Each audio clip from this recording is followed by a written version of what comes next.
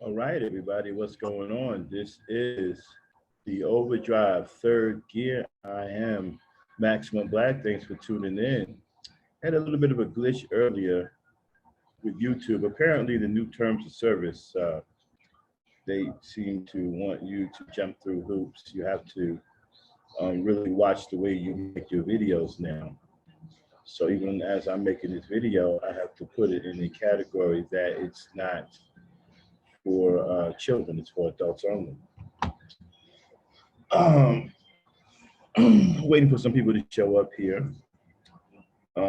We have what I think is going to turn into a good stream tonight. We're talking about the Negroes on YouTube, the shameless and embarrassing and disgraceful Negroes on YouTube that seem to be showing Becky all of this love and respect, but they want to treat the black woman like a slave.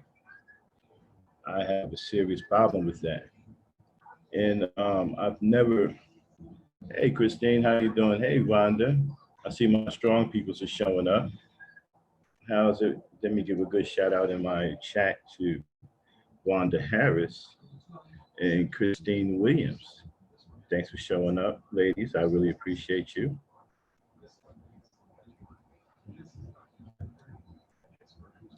So as I was saying, a lot of disgraceful and the type of men that make me, at first I felt ashamed of being a black man, but then I realized I am a real black man. So it's nothing for me to be ashamed of.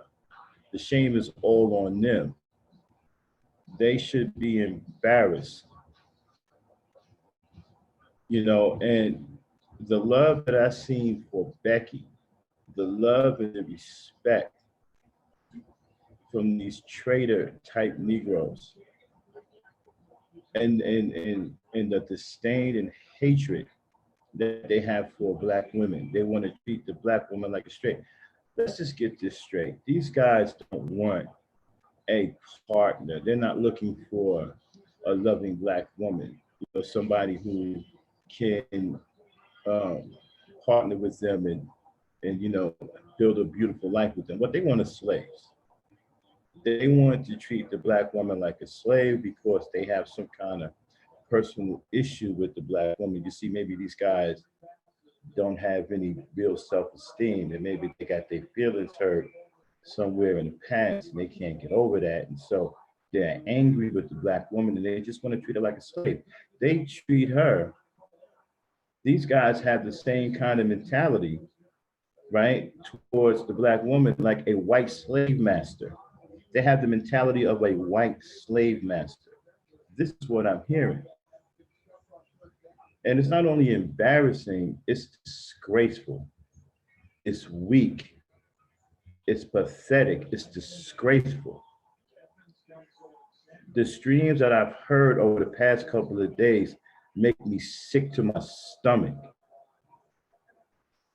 You got brothers, I'm not even gonna call them brothers anymore. These aren't any brothers of mine. And I'm gonna say this, like I said before, if you hate black women, then you hate black people. Now, I don't care who has anything to say about that. As far as I'm concerned, my stance on that will never change. If you hate, I'll say it one more time. If you hate black women, you hate black people. That is the way I see it. I will never see it any other way. The disgrace of having panels of melanated Negroes sitting up there praising Becky, talking about how Becky has a sweeter attitude, talking about how she doesn't nag and how she allows him to be a man. And then out of the same side of your face, you talk nasty to black women. You talk nasty about them. You got nothing but disdain and hatred. You want them to submit like they some kind of dog or some kind of pet bird or something like that. Yeah, Harris, I'll put the link in for a little bit. In a little bit. Let me get my rant off first, and then I'll open up the panel. Okay, and so you guys are no different than white supremacist slave masters. You want to crack a whip over the black woman's back. You want her to be on her hands and knees scrubbing floors, licking your boots. That's what you want. You don't want no black woman to stand by your side. You don't want no loving black woman. You want a slave. And the reason why you want a slave is because you're weak. You can't get her to willingly submit because you don't show any kind of real manhood. I said before, female submission is an act of manhood. And since you guys don't have it, then guess what? You don't get any female submission. So since you can't get female submission, I guess you're gonna say, you know what, the hell with it. Let me cross over to the dark side and become a white slave master in blackface and start cracking a whip on the black woman and treat her like a slave.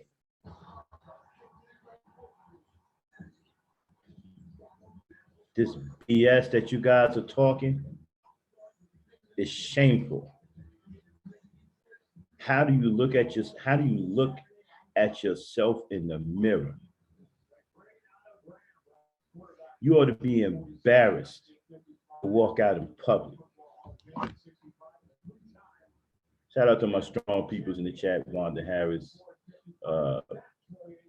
Christina Williams. Yeah, they got me hot tonight, folks. I heard some wild stuff over the last couple of days that I can't let go by.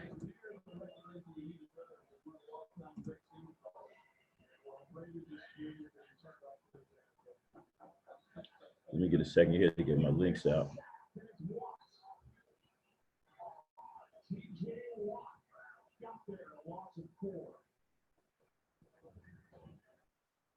Wow, the chat room filling up real quick. Thanks everybody for showing up. I appreciate the support. I'll send the link out in a minute. Let me finish my little rant here. Yeah, so disgusting stuff that I heard. A black woman should submit. She don't deserve no protection if she don't submit. First of all, who was trying to submit to people? Who was trying to submit to people who are cowardly? Okay. First of all, you're cowardly, you're weak. You show Becky all this love. You don't show your black woman. Many of you come from, or almost, well, all of you come from a black woman. Okay, you sit up here and you praise Becky on these channels. How you gonna have 4 or 5 so-called black men sitting on the panel, right? Talking glowingly about a woman that's doing nothing but trying to get you murdered. So you don't talk about how Becky set you up, call the cops on you, get your throat cut, get you beat to death, get you put in jail. And if she don't like the way you look, she can always yell rape. That's like a classic. That works against Negroes like you wouldn't believe, right? You guys should know. But the BS that I heard, all of this praising her and how she's supposed to have this so-called superior attitude when it comes down to dealing with the black man. Okay, and the black woman supposed to have some old kind of rotten attitude. You don't trade places with the slave master. You got the kind of love for the black woman that the white slave master had for her.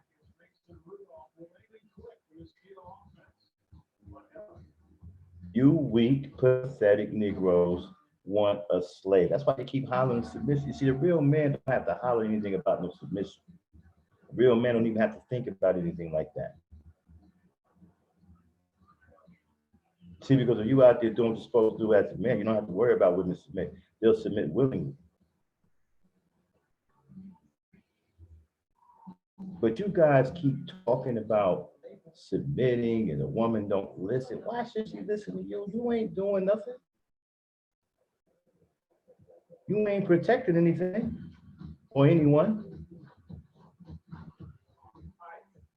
You haven't established anything in the community that tells her that she should submit. Yeah, Christine, they want slaves. They don't want no woman. They don't want no black one. They don't want no loving black one. They want slaves. Oh, I want her to bow down. I don't want her to talk unless I tell her to talk.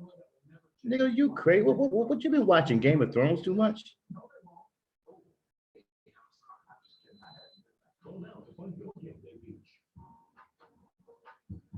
Hey, what's going on, Gab? Yeah, you niggas been watching Game of Thrones too much? I don't want her to talk unless I talk to her. She's not supposed to speak in the company of men.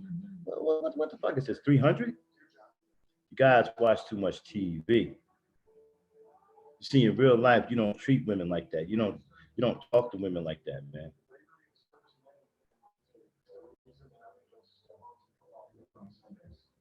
You guys, like I said, you guys don't want a woman. You don't want a partner. You don't want a loving, caring individual. You want a slave. You want somebody to lick your boots, crawl around on all fours, and wash your stinking ass drawers and scrub your floors. That's what you're looking for. What's the matter? You can't get that from Becky? Especially crawling around on all fours part. She's very good at that. I mean, she regularly hangs out with four-legged creatures.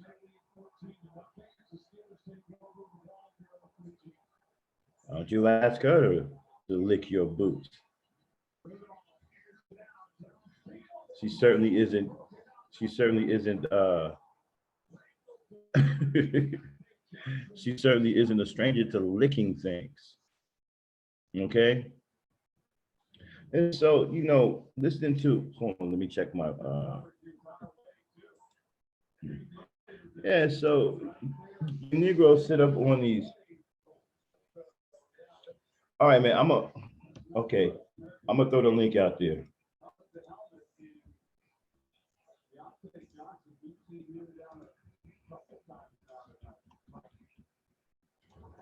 Okay, people want in. I guess this topic is hot right off the bat, so why not? Why not keep you right? Okay, there's the link. Come on up.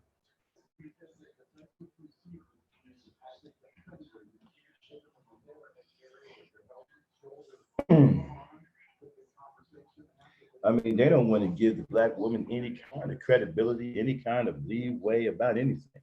There's nothing she can do right. I've never heard anything like this before. There's nothing she can do right. There's nothing good about her. The only time she's going to be a good person is as if she's submitting and licking your boots like a slave. That's the only, and if that's the only good that you can see in the black woman, then you are a despicable human being. A despicable human being.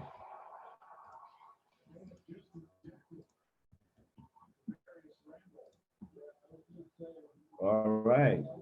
How do you pronounce your name? Razi? Yeah, yeah. Say that one more time. Yeah. Oh, say What's that on your one more mind, time. bro? Razi?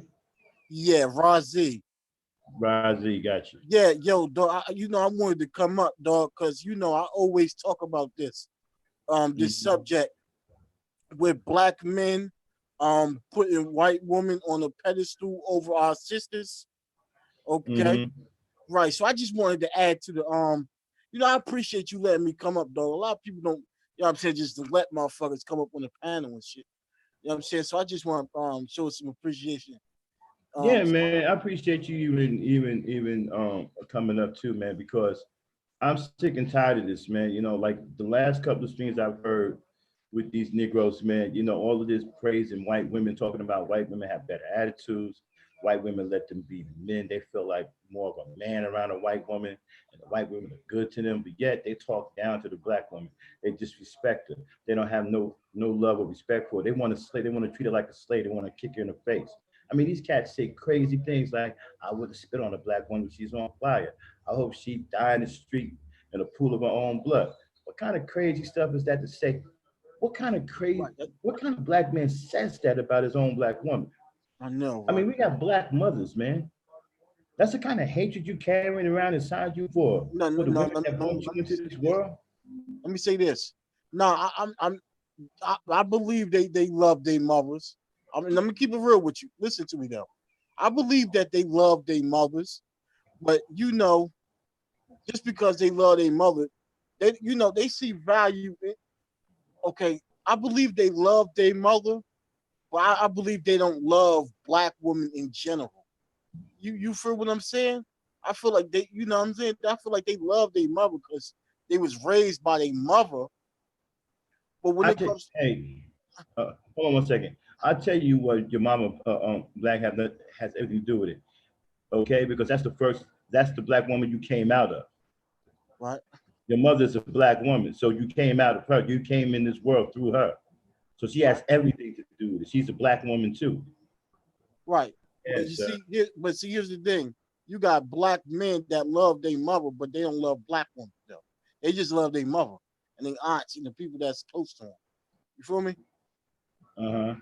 Yeah. So, but listen, let me go back. Yeah, I just wanted. I ain't here to talk about black mothers, and I came here to talk about the relationship between black men and white women, how black men compare white women to black women, and they praise white women over black women. That's why I came up here to talk about. You got the flow, bro. For years, bro, I've been hearing this shit. I was puzzled at first because I'm thinking, we black folks, we in this country, this country's racist, the Caucasian man is against us. So I'm thinking, okay, we should it should never be a time where we praise his woman. You feel what I'm saying? Because the woman got the same mindset as the man. Whenever the black man was lynched by the white man, the white woman was right there giggling, laughing, co-signing. Whenever slavery, you know, white woman was right there co-signing it. Police brutality, whenever a white cop kills a black person, white white woman right there co-signing it. So it's kind of puzzling how Negroes will uplift the cracker woman, okay? Because let's get it straight. She is the fucking enemy. Okay, I'm in the hospital. I can't be too loud. Okay, but she is the fucking enemy to the black man. Okay, it's because I heard one man say the biggest enemy is the white man. I remember this Negro said, he's a crazy Negro. I don't listen to him no more. He said the biggest enemy to the black man is the white man and the black woman.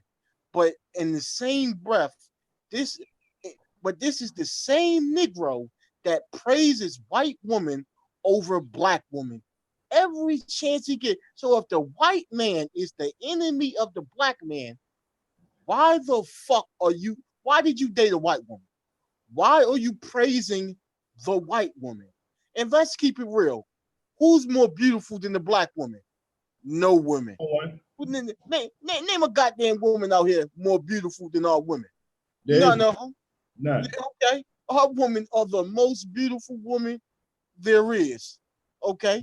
From the lips to the cheekbones to the natural hair. That's what shit. The natural hair look good. Okay. To the body. You know what I mean? Yeah, I mentioned the skin tone.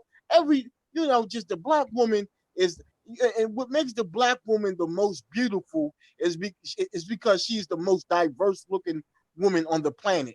How can a white woman who's limited in looks look better than the most diverse woman on the planet? The black woman got what the white, hold up, the black woman got what the white woman got and more. She got the light skin. She got the so-called white features that I don't even. She got black. You got black women with straight hair. Okay, she got what the white woman got but she got more. And she got come in different varieties of skin tones. How can you compare that? That's like trying to compare a Rolls Royce Phantom to a fucking a Chrysler Volkswagen. 300. You feel what I'm saying? Yeah, yeah. It ain't even no fucking comparison. Our woman top notch beauty. You feel me? We should What? Yeah. cherish. We should Tell me what do you- cherish. I don't mean to go long, but I'm just want to get this shit out. Um, we should cherish. You know, black women. You know, they are the other half of us, man. You know, they're the other half of us. And the reason why these Negroes do this is because the black man for so long, he has been devalued, he has been dehumanized, he has been targeted, he's been told he is nothing, he ain't shit, and he believed it.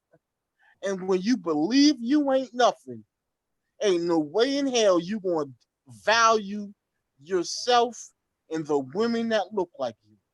And when you've been also told that white is better than black, you're going to put that white woman, because I'm going to just keep it real with you right now. And a lot of black people won't even keep it real about this.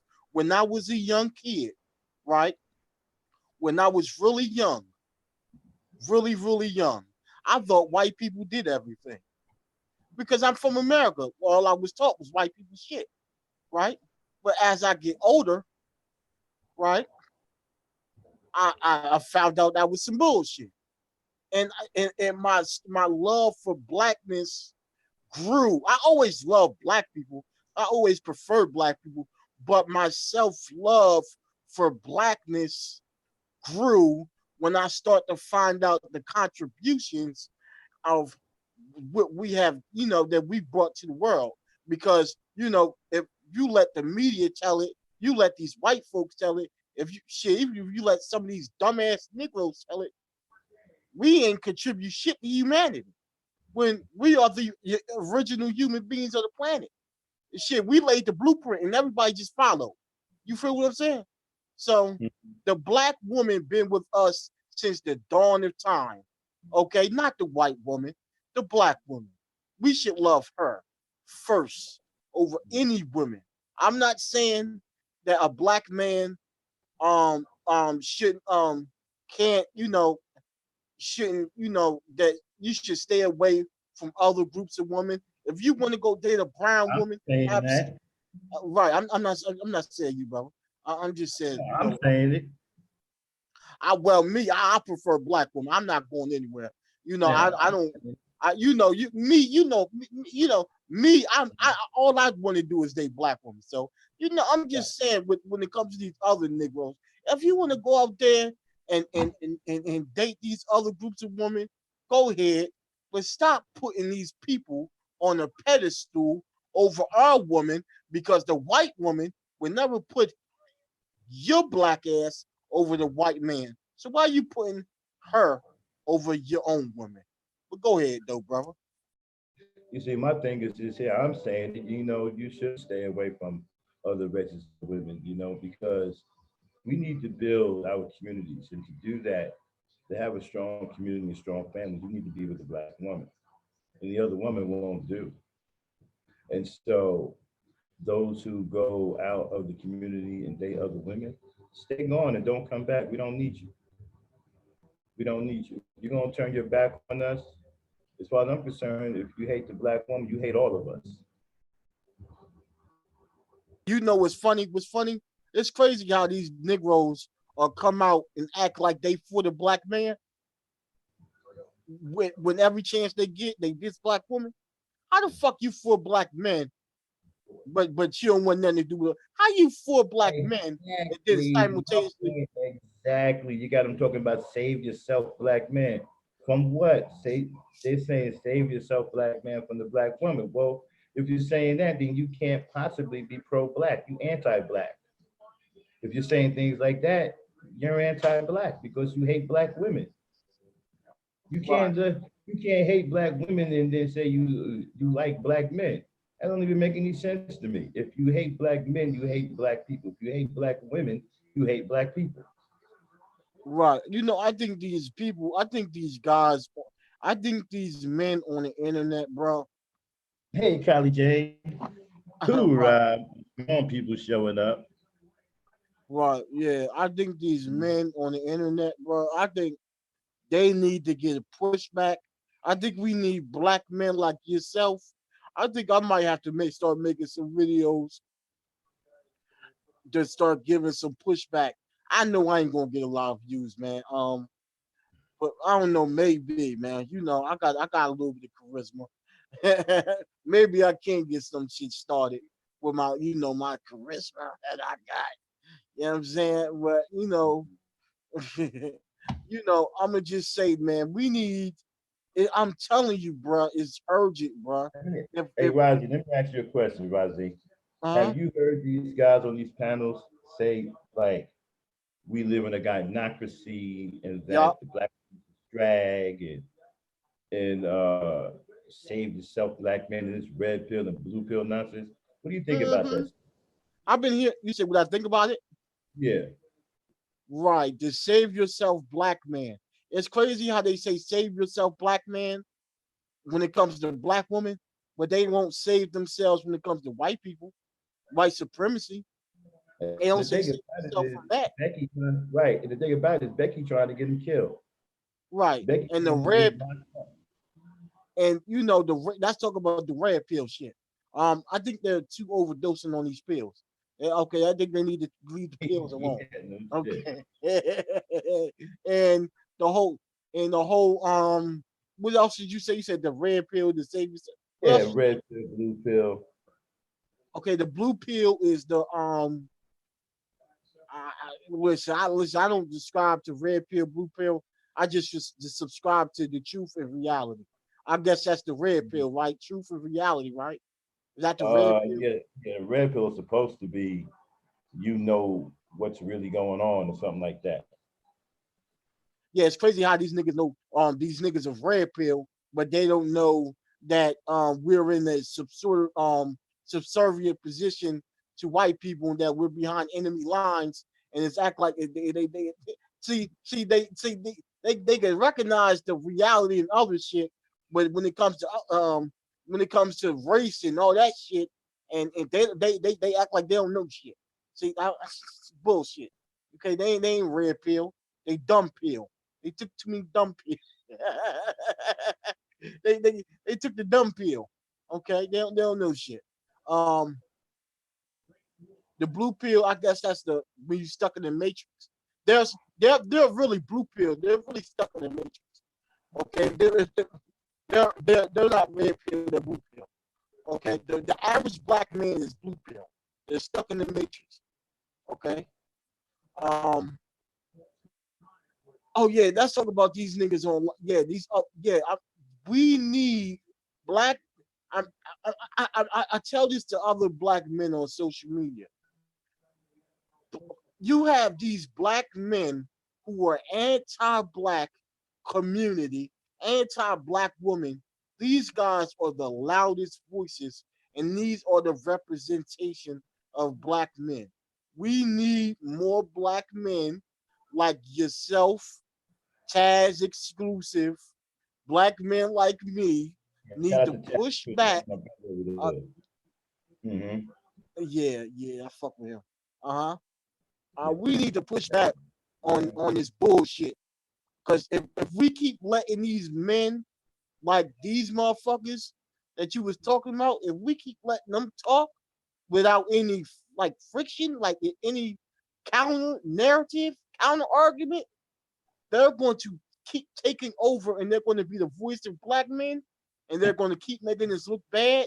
And then they're going to have women look at me and you and Taz and motherfuckers like Taz and other black men that love black women. The black women going to look at us as like the enemy because they're going to think we all the same because we keep letting these dumb niggas talk. We need to shut these niggas down. Well, you know, we keep calling them master teachers and we keep giving them too much respect. We think Hold that up, they hold know. up. Let me ask you something before you go. Before you go, what was you listening to? What panel was you listening to earlier? Or something. Oh no, I was talking about some of the streams that I've seen in the last over this last week here. I've been in and out Yeah, when watching was that?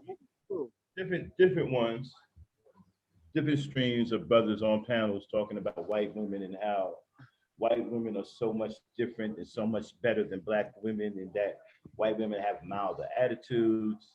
They know how to play their position and they're submissive and all this other nonsense. And black women aren't. You know, black women are mean, angry, bitter, and they should be kicked in their face, left in the street to die in the pool of their own blood. You know, some of the craziest things I ever heard. Right. And let's talk about that. Mean, angry, bitter. Let's talk about that. Let's talk about the angry part, bitter part. There's a Well, lot of women who are bitter, black women who are bitter. There's a lot of black women who are angry. Guess what? There's a lot of white women that are angry. It's a lot of black women, it's a lot of white women who are bitter. There's a lot of Asian women who are angry and bitter. I don't know why they keep motherfuckers keep trying to make this a black shit. yeah, but I I don't don't have a understand. problem. Yeah, but I don't have a problem, especially the black woman today. I don't have a problem with her being angry and bitter. You know why? Because Me for neither. one, you There's a know why? reason. Because men today won't protect her, right? They let any old kind of thing happen to her, A lot of us won't. right? Uh-huh. They don't respect her, right? They treat her like she's some Uh-huh. kind of animal rather than a person. Okay, so why shouldn't she Uh-huh. be? Why should she be upset? Why shouldn't she be angry? Other races of women, right, are being taken care of by their Mhm. men. When it comes down to the black woman, her man won't even protect her. Right, So why right. should she be upset? Why shouldn't she? I And wish then we the have some more people environment, come up. right? And then the environment is saturated with a lot of bad dudes because the fathers aren't doing a good job raising anybody. And so the young Right. black girls don't have anybody good to choose from. And they blame that on the black woman too, even though the black man is supposed to be there raising these boys to be upstanding young black men. Now let me That's the just say problem. this. Let me tell you about black women. Let me just say this about black women. Black women, black American women, because they pray they don't have no they think black foreign women, well, black foreign women are different than black American women. Nothing wrong with it. It's just differences in culture. Black American women are not bad women. They're just lost and misguided. They're mostly misguided.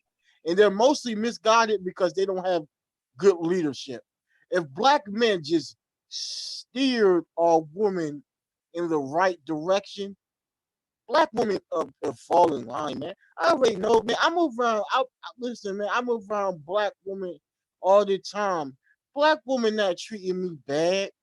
They're, Hold on one second, hold on one these second. niggas act like these Hold on niggas one second, act like Razi. if you talk to Razi, hold on one second. a, Hey, huh? Leonard, hold on one second, Razi. Hey, Leonard Smith, don't come in here with that nonsense, bro. I didn't come up. Okay? You won't last very long in here with that nonsense. We don't play that over here, man. If you want to go to Obsidian's What do you channel, go do? to his channel, go to the other guy's channel. This ain't that kind of channel. What do you do, bro? Yeah, my brother. Yeah, man.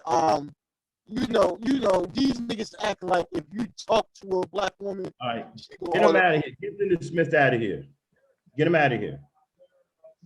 Somebody get him out of here. Yeah, Rozzy. Sorry about that, man. We just got a Yeah, regular man. road.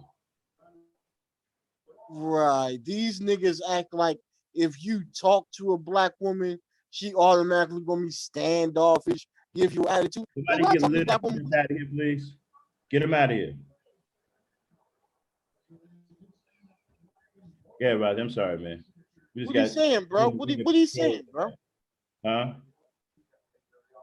What is he saying? Now you coming in here with that BS bed winches and stuff, man. Not in here with that. No, let me come up though. Something. No, no. No, okay. Because I want to debate some of these niggas, man. Nah, These because he niggas ain't act gonna like they come know here. so much about the black woman. Nah, because he ain't gonna come up here with no Okay. real. We let a couple on come up before, and all they want to do is just bash black women. They don't want to have no real sensible conversation. Okay. Well, I don't have a problem with you having a disagreement. Okay. If you want to come up here and you got a real stance, okay, we can deal with that. But don't just come up here talking about I hate black women ain't shit, fuck black women. Now you're not gonna do that here on my channel. You can go somewhere else with that. Right, right, right. If you got I a wonder if disagreement, Sifri is listening. you got a good argument, fine. Let's deal with it. I wonder if So, Sifri is listening. what's up, Chaos? Welcome to the panel, Chaos Rain. Chaos, boy, what's good, boy? Chaos, Listen, where'd he go? Oh, that's my boy. You can hear me, bro? Crew. That's my man, Crew. That was a guest, Crew. What up, Crew? Go ahead, Razi. Yeah, that's my yeah. Crew. Right? Okay.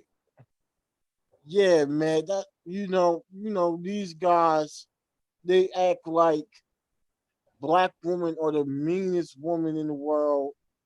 You can't have a conversation with them without an attitude. And man, black women, man, you have a conversation with black women, it's so great for me, man. Like, I love being around black women, man. Not because they just beautiful.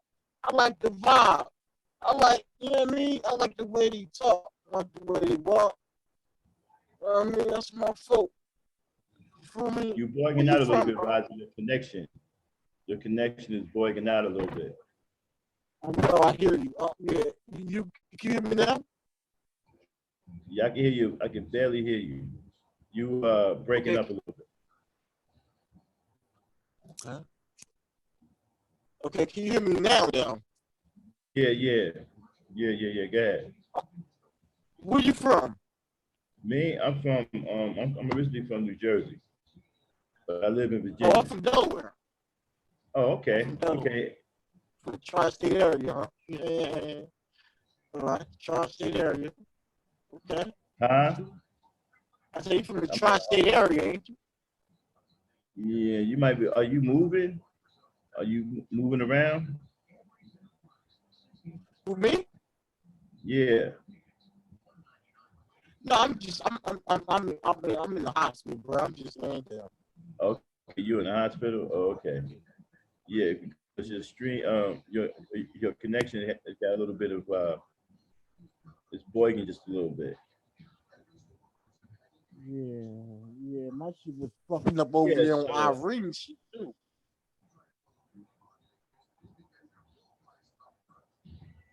Now, hey, go ahead. Leonard, what's his name? Leonard Smith. He's still Leonard Smith.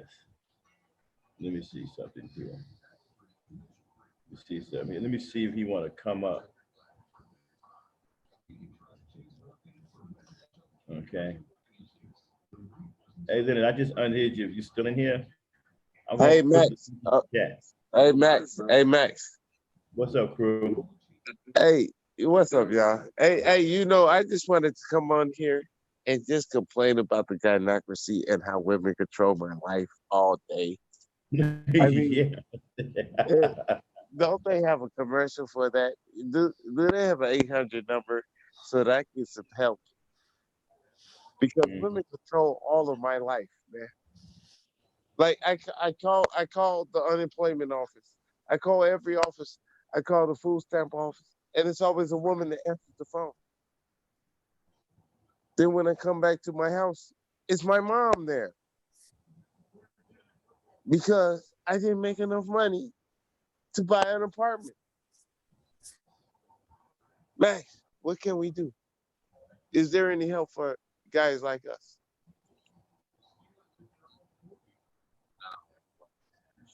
I'm sorry, I didn't hear you, Crew. Max, is there any help for guys like us? No, man, because we are controlled by the gynocracy. This so-called imaginary hierarchy by women. They're just running amok all over us. Matter of fact, I was trying to sneeze and I was told by a black woman that I couldn't sneeze, so I had to hold my. I got somewhere. You have to hold your sneeze to go to the Yeah, bathroom, right? you know what I'm saying? Yeah.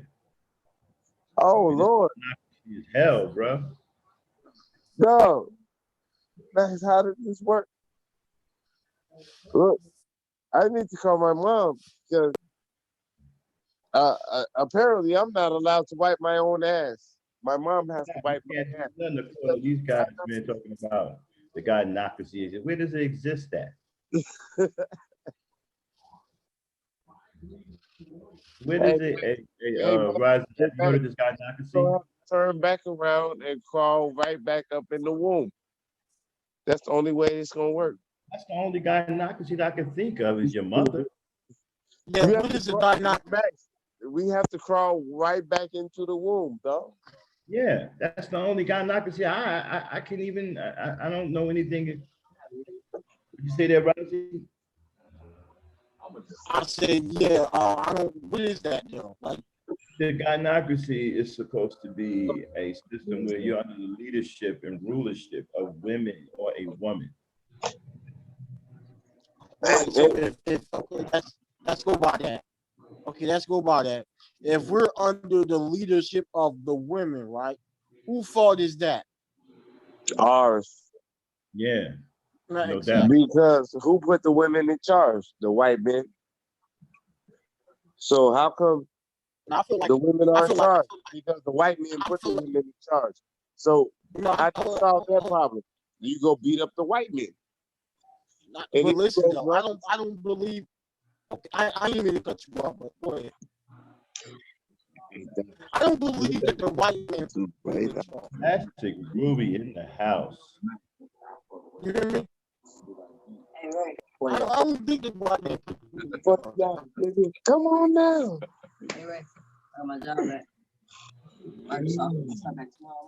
Uh-oh. Yeah, Ooh-wee. so if we're in this so-called gynocracy, right, then why am I not affected? I don't even, dude, where is this gynocracy? I don't feel it. I don't see it. I've never even heard of it until I got on YouTube. It's never stopped me from doing anything. It's not stopped me from doing nothing now. I don't get it. And when you have a conversation with these guys, right? They're the most unreasonable people in the whole world that you can talk to. They won't give the black woman credit for anything. There's nothing that she can do is right. Nothing. If she gets with a bad dude, she was looking for a bad dude. Think about that for a second. What person goes out and said, well, you know what, let me go find a mate that's going to make my life miserable? Who does that? But this is the type of, hold on 1 second.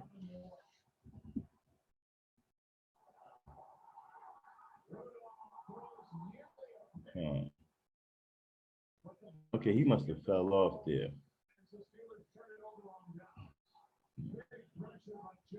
Yeah, Lenny, hit the link, bro. Come on up here.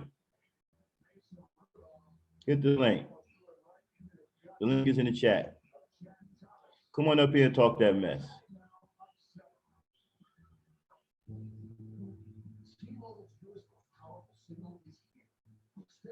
Oh yeah, classic Ruby. No. OMG, don't hide him. Don't hide him. Unhide him for a minute. I'm gonna give him a chance to come up here on the panel since he's talking all that mess. Come on up here and back it up. Let me put the link in the chat one more time. Come on up here and back up that mess you talking, bro.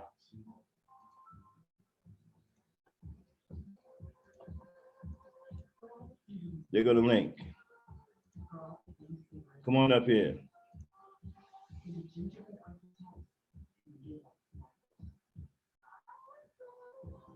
Yeah, Ruby. The first channel, it's been not deactivated. It's still there. I can't go live on it because the Superwoman video that I did, the Black Superwoman video, when I talked about the black woman who had the 38 kids or whatever, it got struck because of that video. Apparently, that video had music in it that I wasn't aware of. and the owners of that music put up a copyright strike, you know, and they struck the video down, and then they handicapped the channel from going live. So now I'm on my backup channel. So that's what happened. Leonard, okay, dude, you want to come up here? You got a problem, dude. There is the link. I don't go back and forth in the chat, bro. That's for punks. Come up on the channel, man up, and come up on the channel, or I'm gonna have the ladies roll you up out of here. You don't come in here on no punk shit, bro.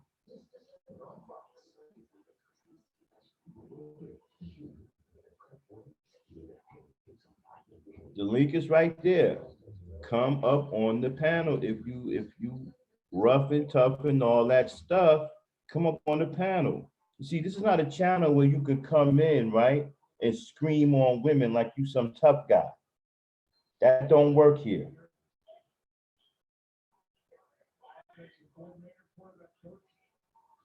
Okay? You're not allowed to do that here. We don't allow that to happen here. So you got something to say, hit the link and come up here and talk to me, man to man.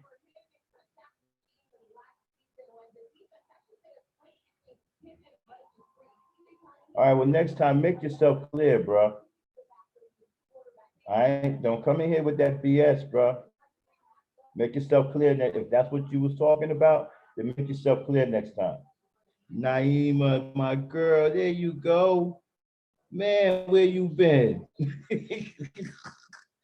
Naima, what's going on?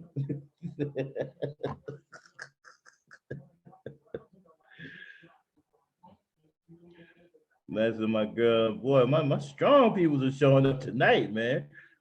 I'm like, where y'all been? You know. Yeah, so the topic is showing Becky love and respect while treating the black woman like a slave. And you know, I've been listening to these fools over the last couple of days talk glowingly about Becky and how she's a wonder in their life and she lets them be men. They feel like men around Becky, right? But when it comes down to the black woman, they want to treat her like a slave. They want to kick her in the face, spit on her, crack the whip, saying that he wouldn't spit on her if she was on fire and she should die face down in the pool of her own blood. You know, some of the most meanest and most hateful and ugly things that you can say to another human being. But when it comes down to Becky, oh, she's sweet. She's got pearly white teeth. Never mind the fact that she um, sleeps with four-legged creatures. I can look past that, you know? Never mind all of that. Forget about all of that. She lets me be a man. Again, I guess that's the gynocracy that they're talking about, right? Because Becky let them be men. I guess the black woman don't let them be men. It's not that the black woman don't let you be men. You aren't men. There's nothing for them to let.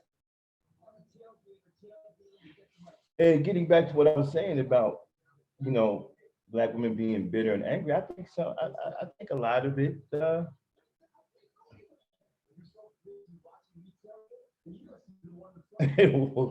lot of it. I don't really fault black women for being angry, especially in this day with this kind of black man where he won't protect her. Okay, he won't protect her. He won't do anything right by her. He won't get into the community and try to fix anything. Okay, she has really nobody to turn to. There's really no leadership for her to look up to or to feel safe around. There's no protection for her to feel safe. So yeah, she should be angry. Other races of men are getting this from their women. Other races of women are getting this from their men.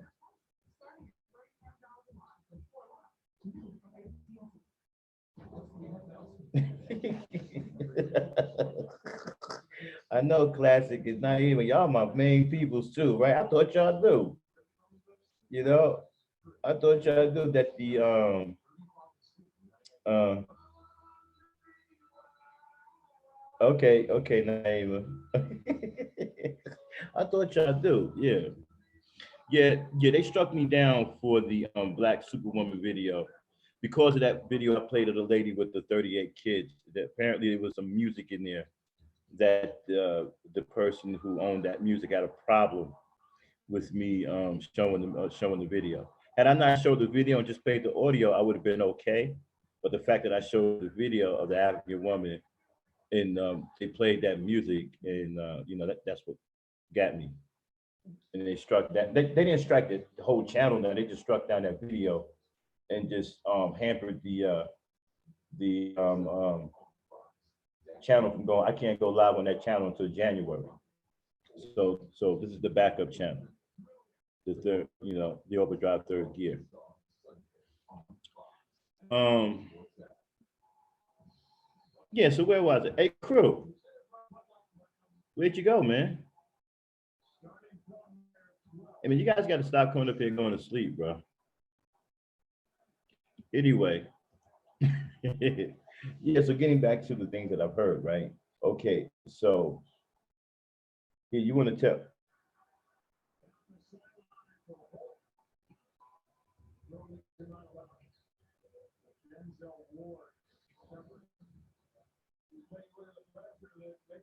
Yeah, shout out to Cynthia G, man. That's my sweetheart, man. Yeah, lady. So so I ran into all of this stuff about how Becky is supposed to be right for the black man, and the black man shouldn't be loyal to the black woman. See the way I see things. We should be loyal to our black women.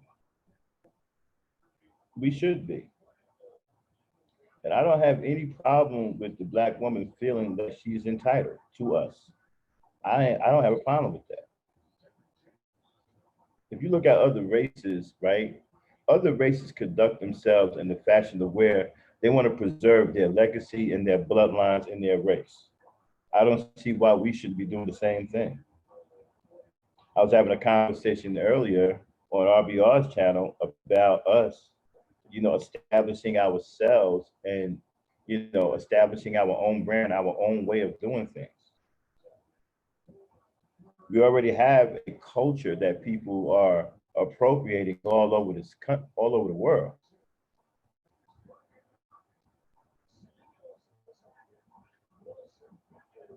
Tyler Perry and the rest of the black shows and movies are demoralizing the black community.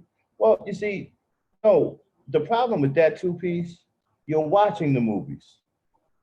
You see, those movies can't be effective, right, if they don't have viewership. If you don't go and support them, right? If you don't pay that $13 or $14 to go to the movie theater, if you don't pay that, right, then those movies, they become failures, right? They become failures. And if they fail, that means people lose money, people don't get paid. And so they learn their lesson. They don't make them kind of movies again. You see, we have to stop supporting those movies. Okay? That's the problem. See, we can't tell Tyler Perry what to do, but we can show Tyler Perry how we feel and what we're going to accept and what we won't accept by not supporting the movies that we think are demoralizing our people and culture. See, that's the way you deal with that. Same thing if you want to get a foreign business out of your neighborhood, right? You don't have to get a baseball bat. You don't have to throw a rock through a window. You don't have to huff and puff and go blow his house down. Just don't patronize his business. Keep your money in your pocket or spend your money elsewhere.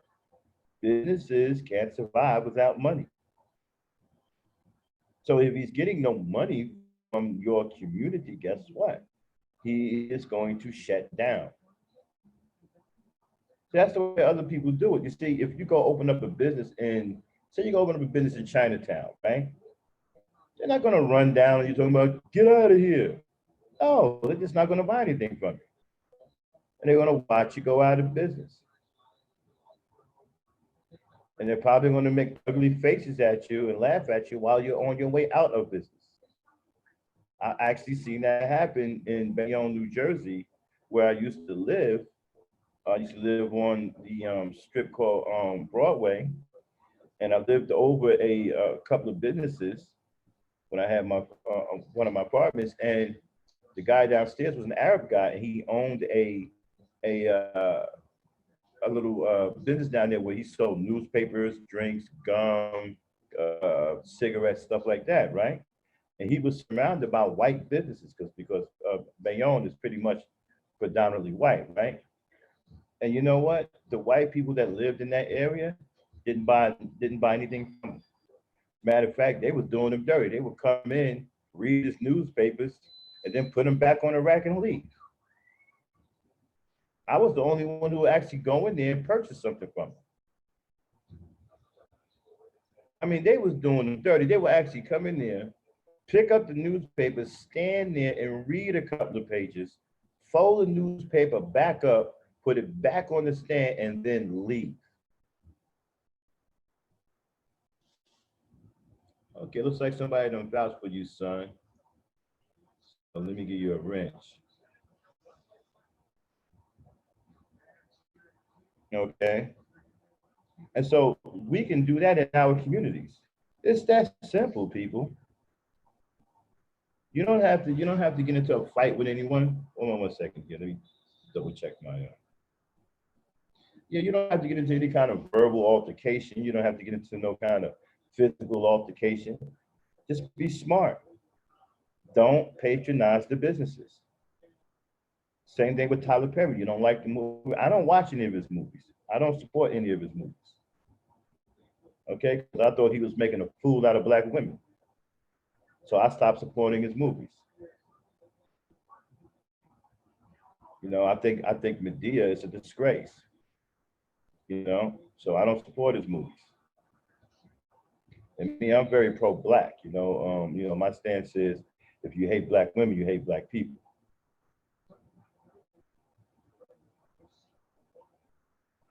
Okay, and so that's the way I feel about that. Okay, we have to start supporting each other. We have to start building our own brands. I talked the other day about brand names, right? What's in the name? Okay, look at how you're programmed, right? If you want to go buy Prada, you want to go buy Gucci, you want to go buy, hey, what's up, Bob, to the top? You want to buy Gucci, you want to buy Fendi, you want to buy Louis Vuitton, things like that, right? Well, you're programmed to do so because you actually think that there's value in those names. And the value is purely cosmetic, right? Because it's not material value because you continue to pay for those clothes when you purchase them because they have such a high price tag and they have this name that's supposed to have this value attached to it, right? But if you pay $500 or $600 for an outfit, you continue to pay for that outfit because you have to get it dry cleaned. Most outfits that cost that kind of money, right? You can't put in a washer and dryer. Okay, I'll get to the Harriet movie in a minute. You can't put them in the wash and dryer, so you have to continue to get that dry clean. So I'm guessing a $600 outfit, right? It's probably going to cost you what about $40 to be dry clean, maybe a little bit more than that. I'm just guessing. So you are still continuing to pay for that outfit with that brand name on it, right? What is wrong with you brand naming your own clothes? Getting your own clothes made with your own name on it. What's wrong with your own name? See, we're not taught to think like that. See,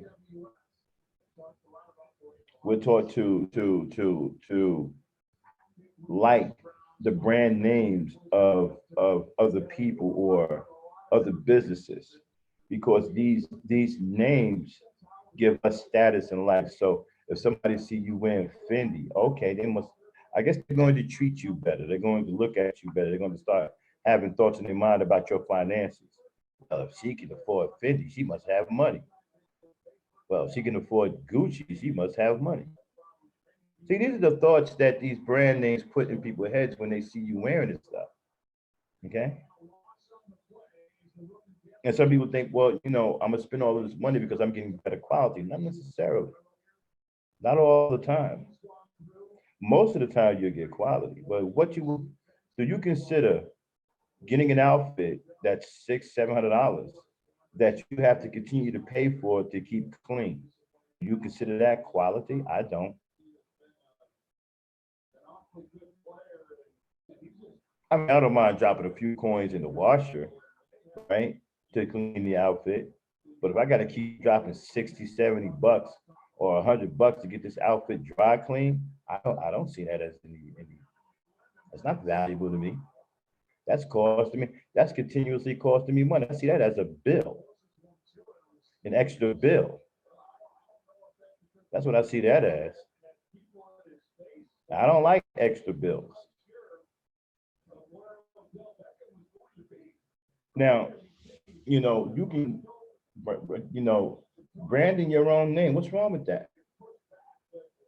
If your name is, say your name is Vonda, what's wrong with having your own clothes with Vonda on it? Your name is Christine. What's wrong with you having your own clothes with Christine on it? Start getting into branding your own name. Branding it, brand yourself. If you start branding your own clothes with your own name, start getting your it's not I found as a matter of fact, I'm gonna look up to see how much it costs to get an outfit made, right? You get an outfit made and put your name on it, right? And then you start to cut into the revenue of the Fendi's and the Gucci's and stuff like that. So you can put a stop to all of that just by branding your own name, purchasing your own clothes with your name on it. See, we only buy these clothes because psychologically we think that they add value to our life somehow. You know, they socially up our status, or they make us look a certain way, or they make people think a certain way about us. That's why we purchase these clothes.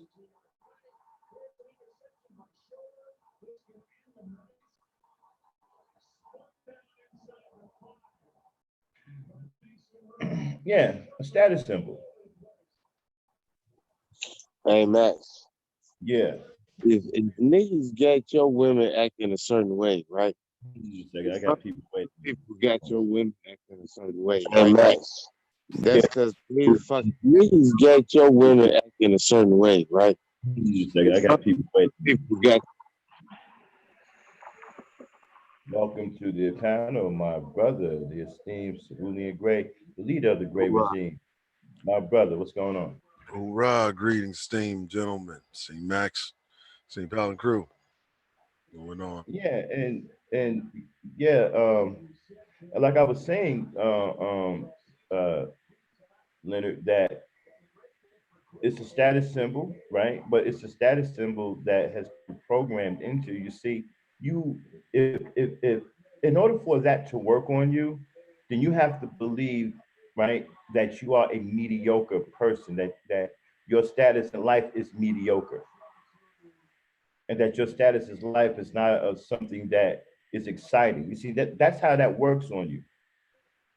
Okay, in order for that to get a leg up on you and raise you up, you have to already believe that you're in a lower position. That's why some people don't care about name brand stuff, and a lot of people, that's all they care about.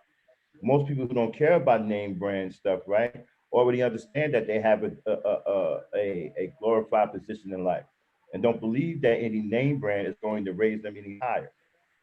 It depends on how you look at life and how you view yourself. And believe it or not, a lot of this stuff work on many of you because you have low self-esteem and you don't think very much of yourself. I know probably you don't understand how that works in or factor in, but when these people put these things out, trust me, they break everything over the coals psychologically. They go over just about every possible psychological scenario that they can think of that's going to come up. Low self-esteem is one of them. If you don't really think much of yourself, you may purchase an extension, something artificial to add to yourself to hide your self esteem, right? And to make people believe that you are worth, unbelievable. My bad, I just got distracted for a second. And to make other people believe that you're somebody and you're worth taking notice to.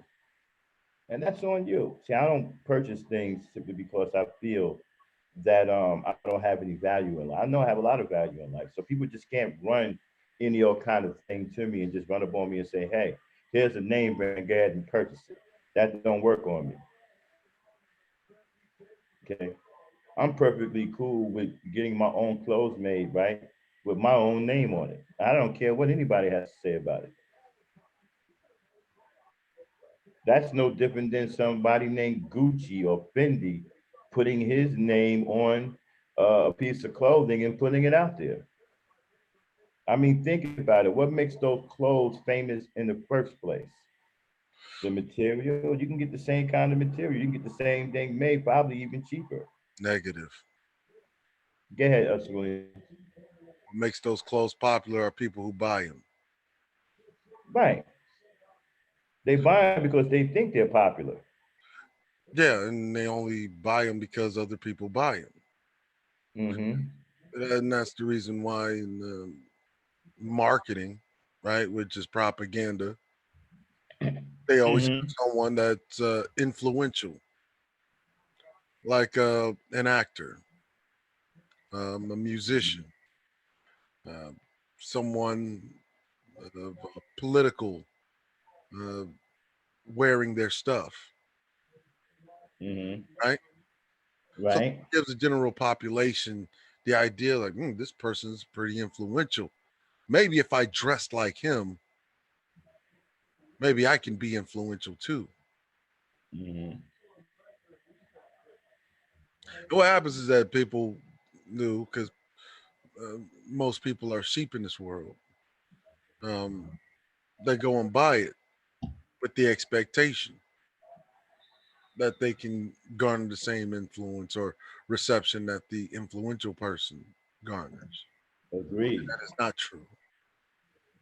Agreed. I know people who think like that too. Well, LL Cool J wore it if it worked for him and it worked for me. That's how you know what? As a matter of fact, that's how Under Armour became popular. Ray Lewis on the Baltimore Ravens. People saw Ray Lewis wearing it and they must have, okay, well, Ray Lewis is wearing it, so I'm gonna wear it. Jordan performed a dunk from the free throw line wearing a pair of Nike shoes. Mm-hmm.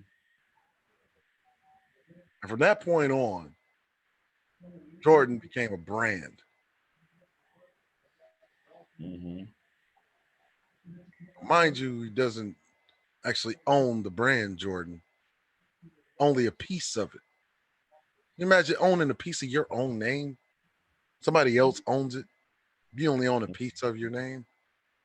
Mm-hmm. Somebody else makes the lion's share off of your name. Wow.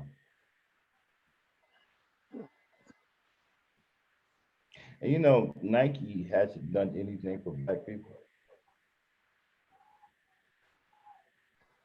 They don't do anything for black people. They don't donate to black causes. I don't call the NAACP a black cause. A lot of Oh, people no, think that. they do, Max. They do. They donate to the United Negro College Fund. Oh yeah, right. They donate to the Urban League, the NAACP. They do. They they give just about every major basketball player, right, a shoe Mm-hmm. deal. They do plenty of stuff for black folk. If that's what you consider doing stuff for black folk.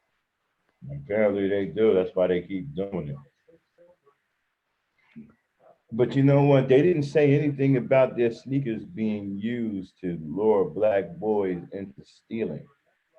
when they had a truckload of Jordans sitting out there in the hood in Chicago.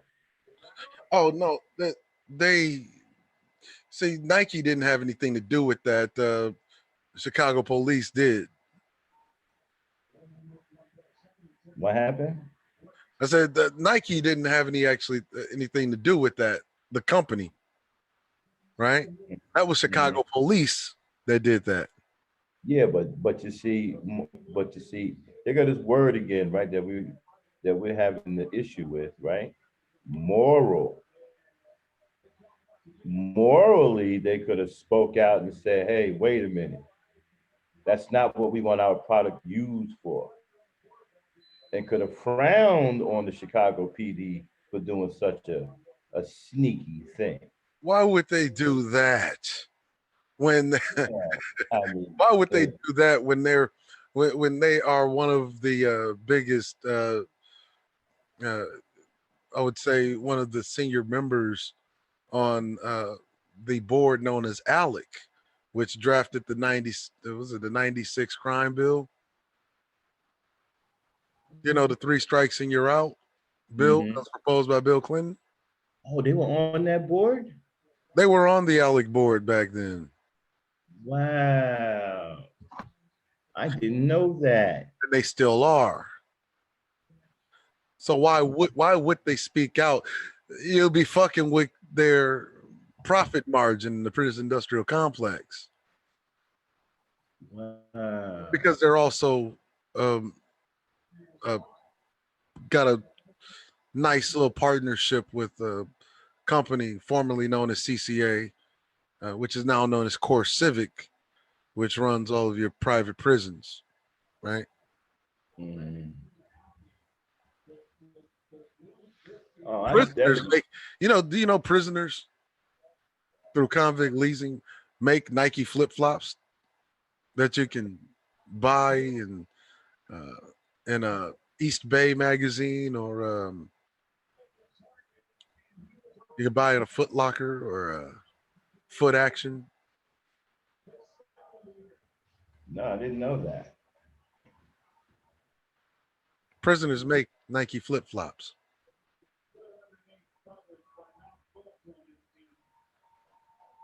I didn't even know Nike had flip flops.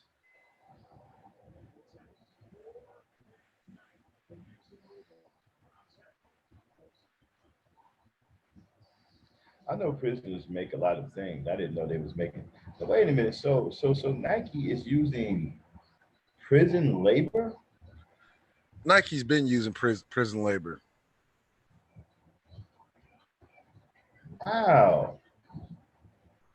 You know, prisoners made about 60%.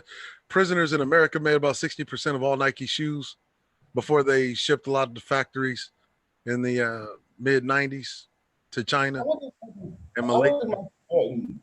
You think Michael Jordan's aware of that? Damn right, Michael Jordan's aware of that. Michael Jordan loves money. You think Michael Jordan cares? Again, you're talking about a guy who only owns a piece of his own name. Wow.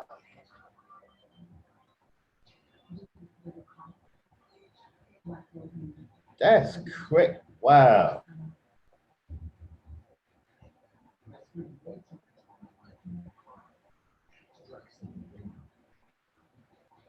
So are you saying that, You saying Michael Jordan is not for black people?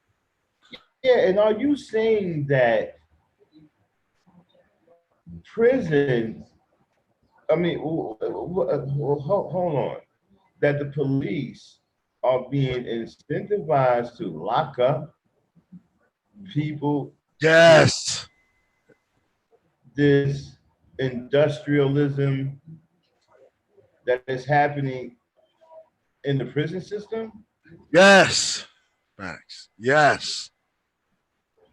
Police are being incentivized. Why? Because they got to make arrests.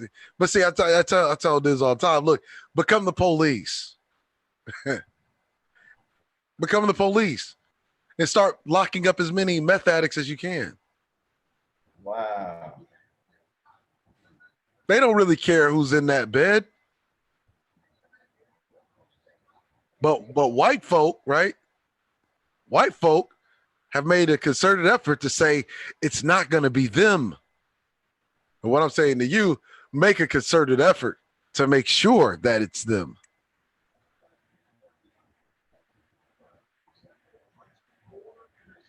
See, think about it. Companies like CCA, or what is now known as Core Civic, right? They have a fiduciary responsibility to shareholders, right? They have to make their shareholders money. Their shareholders making money is hinged on how many prisoners are filling those beds. You know what? John Storm just brought up a good point. He said the 13th Amendment legalizes slavery through prison. Indeed. Wow. So Michael Jordan condones slavery. Yes. Michael Jordan is a slave himself. I mean, what do you call a person that only owns a piece of his name, makes money for his masters, right? Who have branded, right, a branch of their company under his name, which he only owns a fraction of. I mean, what is that if not a slave? That's a slave. I mean, he's just a slave, just a little bit higher than all the other slaves.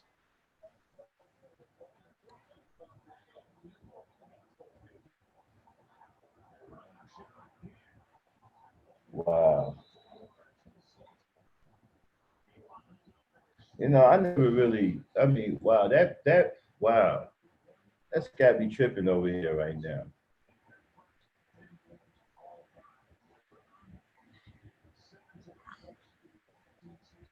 No wonder you see all of these arrests and they're trying to fill a demand for cheap labor. So the Yeah, prison said, yeah, yeah. Well, $70,000. That's more like New York, right? You know, California, it's about $90,000 a year to house, feed um, prisoners.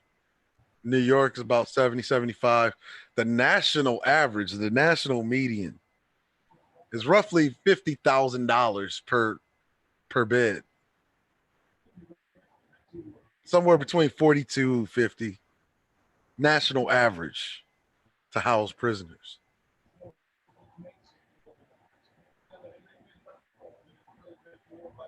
wow. So basically, the movie The Shawshank Redemption, I thought that was just a movie. I didn't think they used prisoners in labor. I knew, well, you know, I knew they used prisoners to do city work or county work. I mean, that's still convict leasing. Yeah, I thought they did city work. They work for the city where they go out, clean up the roads, stuff like that. I've seen that, but I didn't know they actually worked for private companies like Nike and stuff. That's a whole different ball game.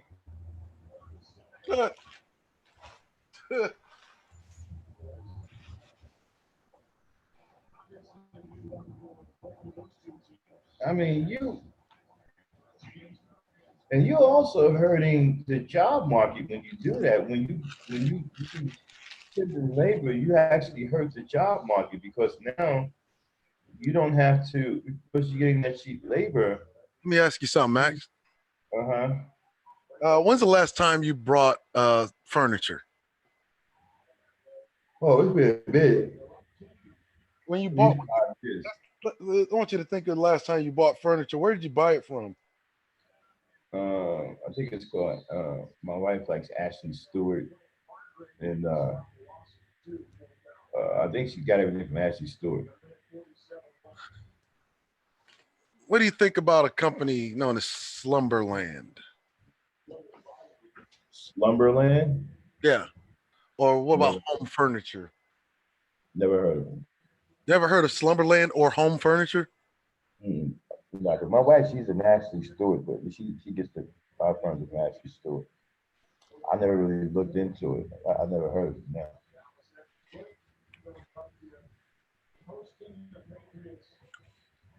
What I want you to do, I want you to look up furniture companies, right?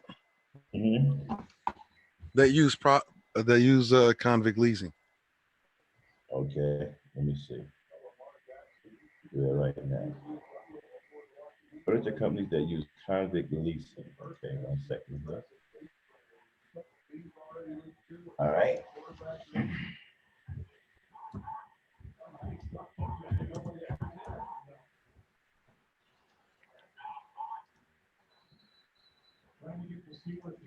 You ever bought anything from IKEA? Yeah, no.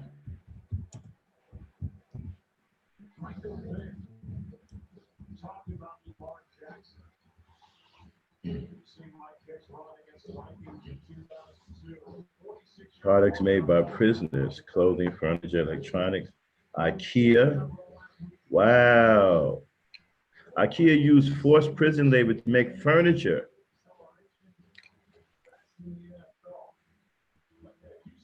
IKEA admits use of forced labor.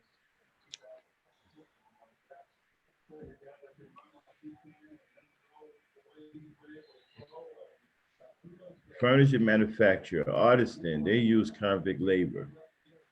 Um, Yeah, J.C. Penney's, Victoria's Secret, IKEA, wow. hell, Honda, Toyota, Ford.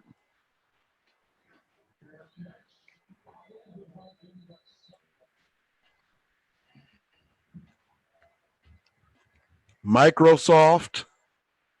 Why is this allowed, man? This hurts the labor market, the job market.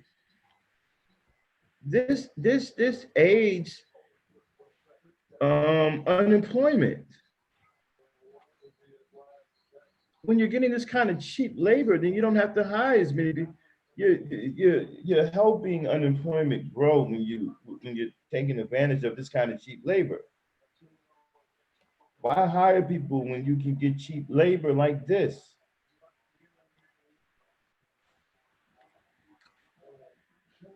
Well, it's not just that, right?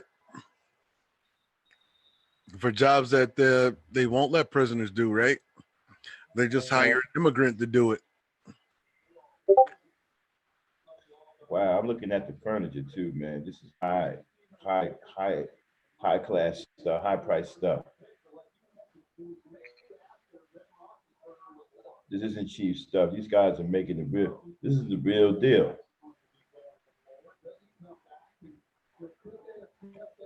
Wow, man, they make clocks too.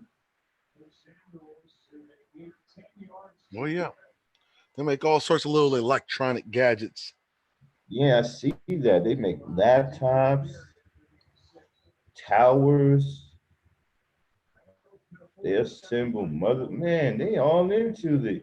What is this? The best kept secret? Yes. Wow. No wonder we have a lot of unemployment.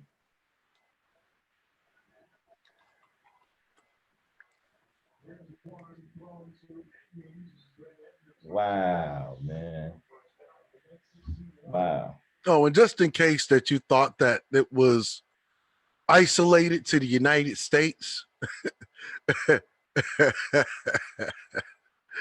that same system is in Canada, it's in Mexico, it's in the West Indies, it's in Europe, and it's even in Africa.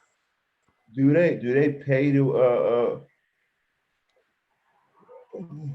do they pay the inmates?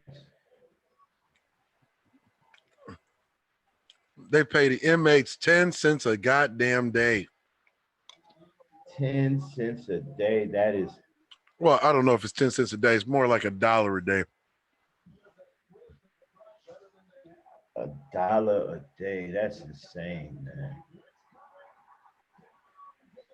That's insane. Oh, just in case you thought that was just isolated to the West, that system is also in China. It's also in Russia.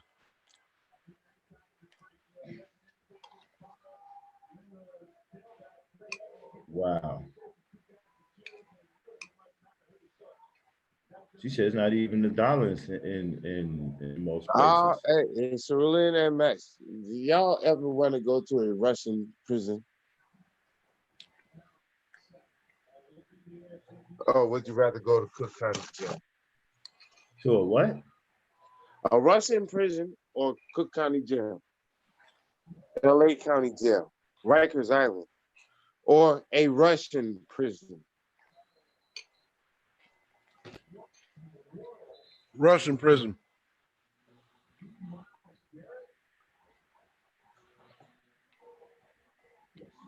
I don't know. I don't know what you call a Russian. But no, I wouldn't want to go to a Russian prison. No. Rather go to Russian prison. Why you say that? Yeah, you please explain, Cerulean. Yeah. Have you seen a Russian prison? No. Their jobs training program. Job. Like, you see, the difference is there's a reason why Russia's jails are so few, right? There's so few, and there's not a lot of people in them because those people are actually reintegrated into society.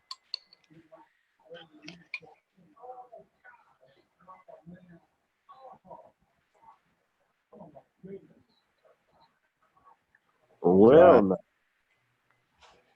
I don't mean to be. I'm just stunned, man. I didn't know this. I mean, I knew that there was some kind of. I knew the city was using the municipalities were using prisoners to do, like clean up the sides of the roads, and because I've seen them on the highways, you know, in vans where they have the guards with the shotguns and all that. I didn't know that they were allowing this to go to the point where they're being exploited by private companies like IKEA, Microsoft. I mean, that's a whole different that hurts. Oh, that's not just it, Max. There's a reason why you look at the board, right? No, known as ALEC, right? Mm-hmm. There's a reason why they do things like crime bills, because all of their companies use convict leasing to make products.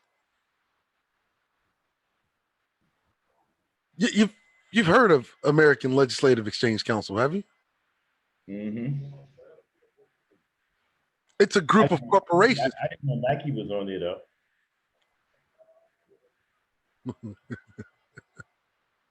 Hey, Dame Frankie, how are you?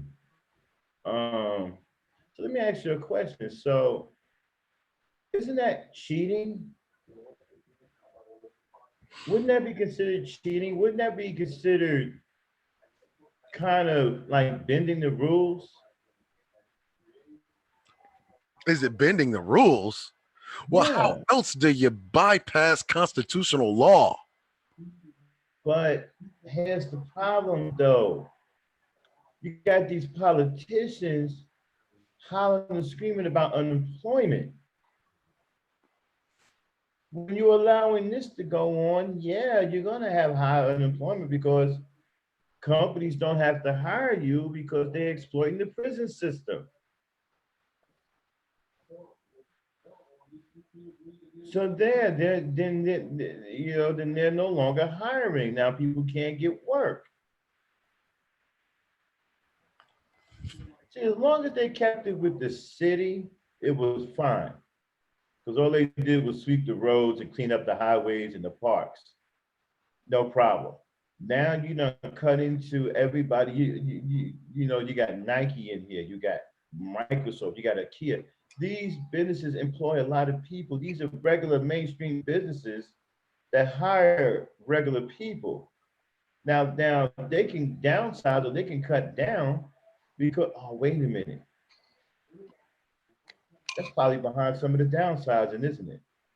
Because some of these companies are making a pretty penny off of exploiting prison labor, they can afford to downsize.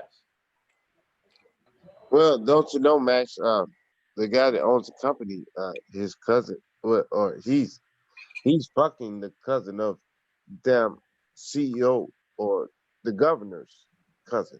You know what I mean? Like this shit is all tongue in cheek, hand in hand and shit. I'm the governor. Hey Max, you got a trucking company? Man, we Well, got man, my dude. state, There's my a lot of state. No, Max, I'm the governor of this state. Well, you have a trucking company. Well, my state will just happen to use your trucking company all the time oh with son, the that's exactly taxpayers' right. money. That's why they work hard for privatization of prisons. Wow. So that's one of the reasons why they're behind that so hard. They want to privatize prisons. Oh, Max, I'm the governor, and you happen to own a prison. Well, guess what? You know what, man? This is starting to turn into the weak versus the. I mean, the rich versus the poor. That's what it's always been, Max. Well, I like to think it's been something else, but I guess you're right. No, that's what it's always been. The powerful versus the weak. The rich who have the guns, the weapons, and all that can mass up armies against the poor, and then make the poor work to pay the rich to keep the armies that oppress the poor. That's how it's always been.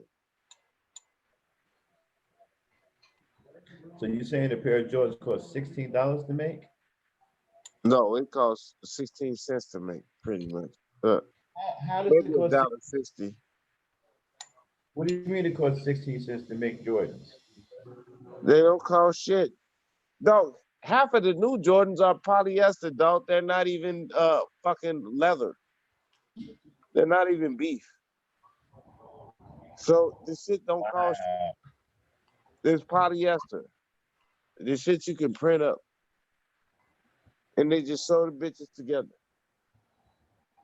The Welcome to bitches the are panel. 16, Yeah, 16 cents or a dollar 60 to make. You can run three pair of Jordans in 30 seconds, dog. Dun, dun, dun, dun, dun. Just sew them together. Lee Stowe, you said it's estimated that 40% of the slave owners were white women. I'm not even sure why you said that. Why is he saying this? Well, it could be. You get me? Because if I'm the slave master and I die and I leave the shit to my daughter, guess what? She's the slave master. Then she get Oh, yeah, I married. know about No. 40% of all slave owners are Hey, white. Raji, come on up. Well, let me put the link in the chat. No, Yeah, he said white women, didn't he? yeah, yeah. He said white That's women. like I'll get with the white women, but no, 10% of all slave 100% owners of them are were white white. males. 98% of all of the slave owners are white. Yeah. No, but when he said 40% were white women, I can give him 40% that of white one women. because of okay, daddy died and goddamn gave the slaves to his daughter. You feel me? I could give him that one. 40% white women. But yeah, 98% of them were white, period.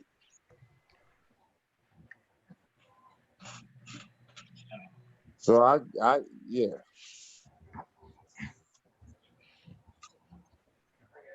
I don't understand why he said that. I don't get it.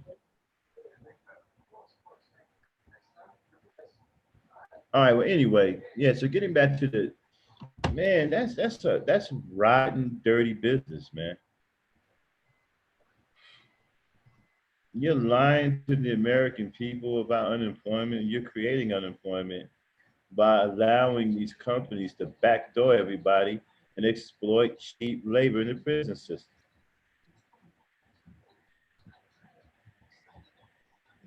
Well, you know, people talk about Now, why do you think, abortion. Max, right? Why do you, why do you think you always hear me say black folk or Americans in general have to stop letting these corporations fool them, right? Mm-hmm. With this craziness about minimum wage, right? Mm-hmm. You should be Welcome back to the panel, Razi. Sorry about this one, Dad. fighting for a living wage. It was good. It was good. Greetings. How y'all doing, man? Y'all still talking about that Becky? Yeah, we talked about her too. Yo, I had left because my phone had died, so I had to charge that bitch up. That's the reason why I dropped off. You know? Mm-hmm. Yeah. So that Becky, you know what I mean? Back to that Becky though. I don't fuck with that woman. Like I don't fuck with white women, man. You know what I mean? They don't have no connection towards me. Okay. They ain't Hold on, Razi, hold on 1 second. Hold that thought. Cerulean was speaking. Go ahead, Cerulean. oh my bad. Yeah. Hold that thought. Go ahead, Cerulean. Oh no, he continue. Okay, Razi, go ahead. Oh yeah, I said I don't fuck with that white woman, dog. You know what I mean? I'm not saying because she ain't pretty or nothing. You know, I acknowledge her beauty, but you know, it's this country.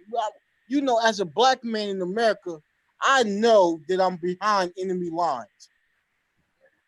Like I know it. Like I'm not gonna play dumb and stupid and act like this is some, you know, fantasy land where you know where everybody's lovey-dovey and this shit is some post-racial American shit. I'm behind enemy lines. I ain't got time to be dealing with the white man's woman. I ain't got no connection to her. She can't relate to me. Okay, I walk different. I talk different. I'm part of the black culture. We can't relate. We can't relate, man. And you know, I don't want nothing to do with that woman, man. You know, back in the day, if you would have caught me 10 years ago, you damn right I'll fuck with a white woman. Cause I ain't know no better. You feel what I'm saying? I was way younger.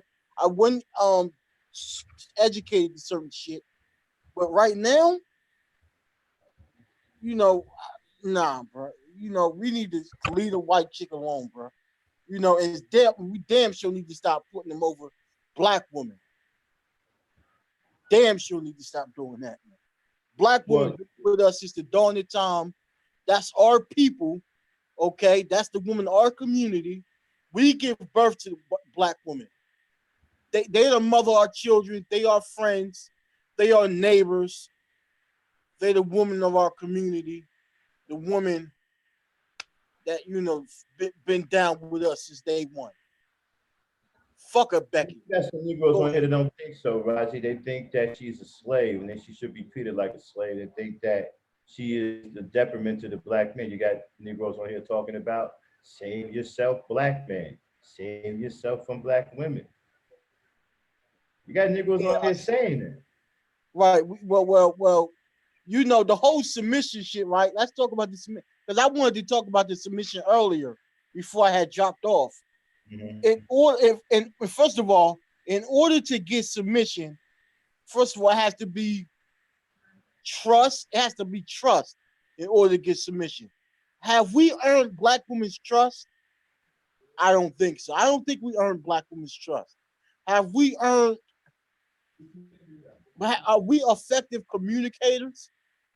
We first have to be a leader in order to get submission. They said we're in a dinocracy. We're in a matriarchy. So that means the man isn't the leader, right? So why the fuck was why should they submit to us when we're in a matriarchy? According to them. I don't believe we're in a matriarchy, but this is what they say. You feel now, me? now wait a minute. Somebody need to make their mind up now. Are we either in a gynocracy or matriarchy? Which one is it? Max, we're in both. The women run everything. It's a gynocracy and a matriarchy. Wow. That's The See, wait, women run wait. us all. so, Right. We can't be in because the women run all of us. oh my goodness. So it's a double whammy. Yes, Max. We need to go crawl back into the womb. Wow. Yes, because the women run all of us. We're not men. We don't fight the wars. You know, the military that y'all are in, or were in, you know, y'all weren't the one bombing people. It was the women doing this shit. And the women won.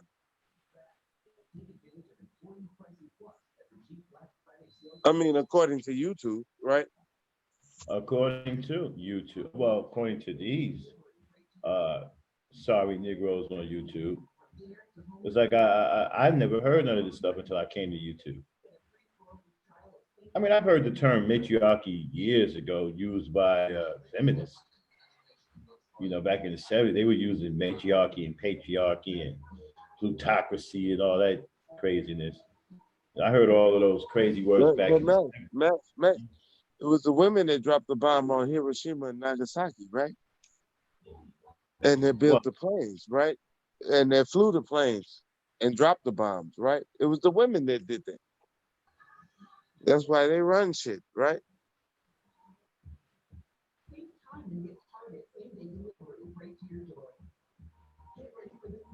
bottom to the top. What are you saying? Are you saying that Cerulean? No, he's not saying that women run the world, but you got, are you confused? I think bottom to the top is confused, Cerulean. About what exactly? He thinks you're the one that's saying that women run the world because you was talking about Alec not too long ago. ALEC is a collection of corporations. Right, right. And so he says here, he says, you just talked about Alec. Now you are saying women run the world. Get the fuck out of here. Hey, Yeah, hey, hey. apparently they run everything, right? Like, because we can't do anything, right? Exactly.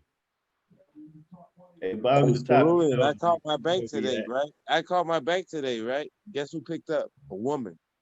God damn it, I had to get my account correct with a woman. She runs my whole life, right?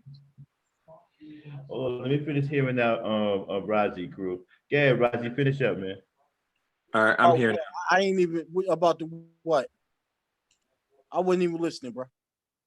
Now you was talking about they said that you're in a gynocracy and a matriarchy.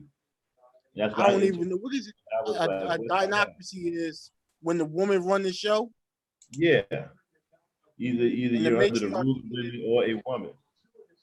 and the matriarchy is when the woman run the show. Ain't that the same shit? That's what I thought. I didn't know it was any different. But Hey Max, hey Max, I could have sworn the last time that shit happened was when my mama was making my lunch for like third grade classes. I Shit, that think was they the only talking about their matriarchy mothers, and man. gynocracy I had. Okay, can I talk about it? Let me talk about it, though. Let me talk about it. I feel like, okay, if we live in the matriarchy, right, and women run this shit, John first of all, Stone got some knowledge. Go ahead. yeah. Okay, so if women run this shit, okay, um, first of all, then that's our fault. Second of all, if they run it, well, how about you just take over and then run it, and then it'll be a patriarchy, okay? Because can't no woman stop a man from running shit. Like it's impossible. If men as a whole, like as in general, say, okay, I'm gonna run this shit, can't what the fucking women do? All they can do is bitch and complain. They can't do nothing to stop that, man. You know, so black men, to me, listen, man, these black men on social media, it seems like they just want to put the blame on the woman and they don't want to look in the mirror. You know, I can't respect no shit like that because then you can't say I'm a man, right? You can't say I'm a man and then say it's all the woman's fault. You can't do that. Well, go ahead, man. if you're a leader, a man supposed to be a leader, right? So if you're a leader, right, it's your fault. Well, supposed to be. Not all men are capable of being leaders. Yeah, but true that. But I'm saying the male is supposed to be the head. So if the male is the head, then everything, the most responsibility falls on the man. Absolutely. Right. So if the women are in leadership and the male is not in leadership, then that's not the woman's fault. Why would we give them the leadership? And you know that their excuse would be well, the white man put them in leadership. That's the thing. How the fuck you let another group of men put your woman in a leadership over you? That just shows. That's a good point. That's a good point. You'd ask these guys that, hey man, how did the white man put the white woman in No, the charge black. of? Yeah. Yeah, put the black woman. Okay, so we got Rosalind one. You can't lead those who you I can. would love a woman to come up and talk, man. I would love for a woman to do that, man. Are you trying to say you can't lead those who won't follow Rosalind? You know, Rosalind, you can come up here. You know, if you got something to say, here's the link. The link's in the chat. Anybody that got something you want to get off your chest, feel free to hit that link and come on up here. You know, we don't like to get into arguments in the chat. We can do that here on the panel. I would like to have a good debate, man. Like if niggas disagree with me, bro, like I want niggas to disagree so I can cook you right quick. You know what I mean? Oh, you looking for some action? Younger nigga, man. Hey, Raji looking for some action. Y'all come on up. Yeah, you damn right, man. Raji wants some action. Let me put the link in the chat one more time here.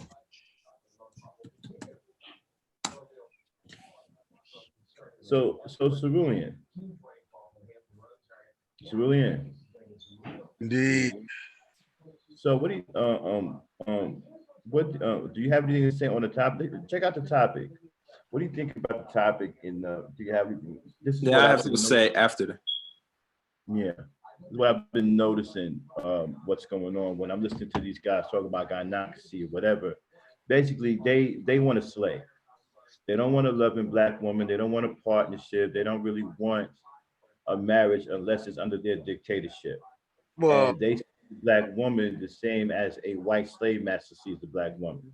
Now, unless while they're doing this, they're also praising and respecting and showing, just unconscionable love for Becky.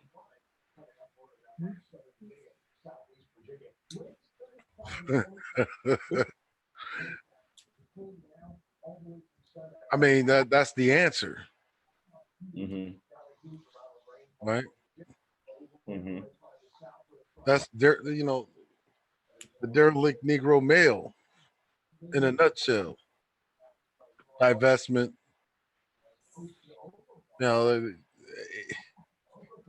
But see, you're living in a society again that teaches you how to love those in charge, and also teaches you how to hate yourself. Yep. It's the rule of ordership. Keeps them in power. Why if they demonize and they look at you funny when you say you love yourself? They'll think something wrong with you. You ever notice that, Max?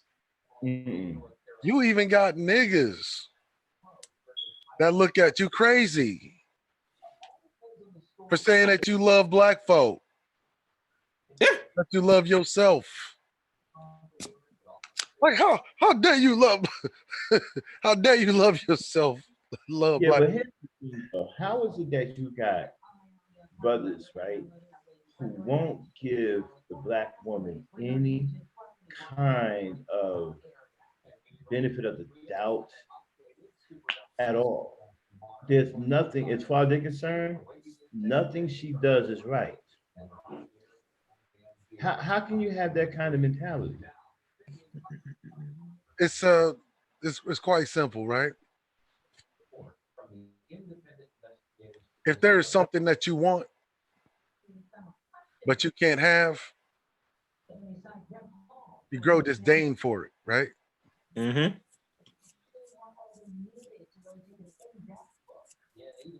If there's something that you have, right, that doesn't belong to you, not yours, right? Now, mind you, the thing that you want that you couldn't have, you grew disdain for it. The thing that you went and got or settled for, right? You have to find a way to make yourself feel happy about it, right? Mhm. And that's the white woman. They're trying to convince themselves, Max. But I don't understand. Here's my problem with that though. How are you falling in love with or showing respect to a woman who has a long history, okay, of getting you killed, getting you thrown in jail, getting you fed to wild animals, getting you brutalized. Can I respond to that? Okay? She has a long history of doing this. How would I you need to talk falling about in love with someone? How would you respect someone like that? And not only I does she need have a long history, she continues to do it. right. I need to say something. You know what their response gonna be? They're gonna Uh-huh. say their response is gonna say, well, you know, black women put more black men in jail and get more black men killed than white women do. See, they're not going to That's a lie. right. I'm Hey, saying Michael O. I'm Hold on saying one they're second, not, y'all. I'm sorry, y'all. One second. right, I'm saying Hey, I'm Michael saying O. Hey, Michael O. Come up on the panel, bro. We can talk right, about that. right. You ain't So got to they're chat, going, type long paragraphs in the chat. Come up on the panel. what I is he like what saying? you're talking about. Yeah, Roger. Right. So what they're going to do, right? Because trust me, I debated these niggas 1,000 times over the years. I have not had I had this I had this talk before. They're going to ignore the history, right? And they're just going to go back to the black woman and say, well, the black woman does this, that, and the third to black men. So why the fuck are we worrying about all the bad shit that white women do to black men when black women are doing bad shit to black men all the Come on, time? man. So it's Well, all Come on. let me say something. So, Michael, part of uh, doing away with the white supremacist system, right, is doing away with the mindset that supports it. exactly. See, when you talk about swirling, when we're gonna stop talking about swirling, isn't going to stop swirling. Stop talking about swirling isn't going to bring an end to shit, right? Stop talking about white supremacy is not going to bring an end to white supremacy, right? Facts. See, the problem is, right? It is a fact. Who you date, fuck, procreate with, right, is really what the person thinks about themselves. Mm-hmm. Because one, dating, mating, marriage, all of these things are political.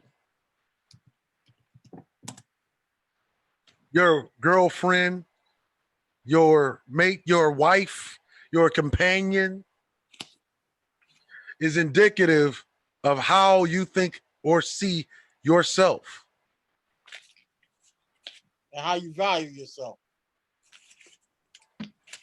If you value yourself at all. I want you to pay close attention to world leaders whenever you see them in different public settings, right? Take, for instance, the Emperor of China, Mm-hmm. right? Do you see him with any other kind of woman other than a Chinese woman? Nope. See, just with Chinese women. Whenever you see the American president anywhere, do you see him with any other kind of woman other than American woman, white woman specifically? No. Other than Barack Obama, is the only American president.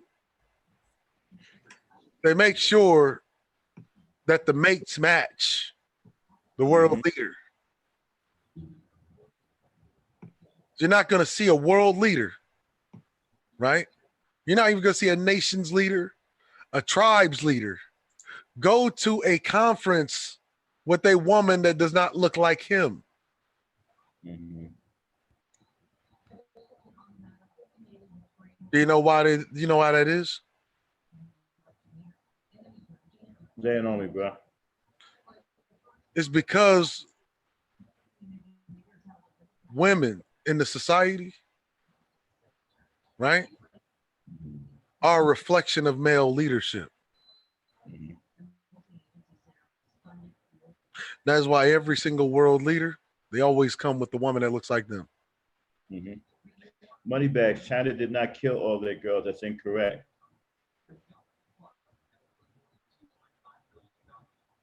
They did not kill all their women. Okay, Moneybags. If China killed all of their women, how the fuck do they have over 1 billion people?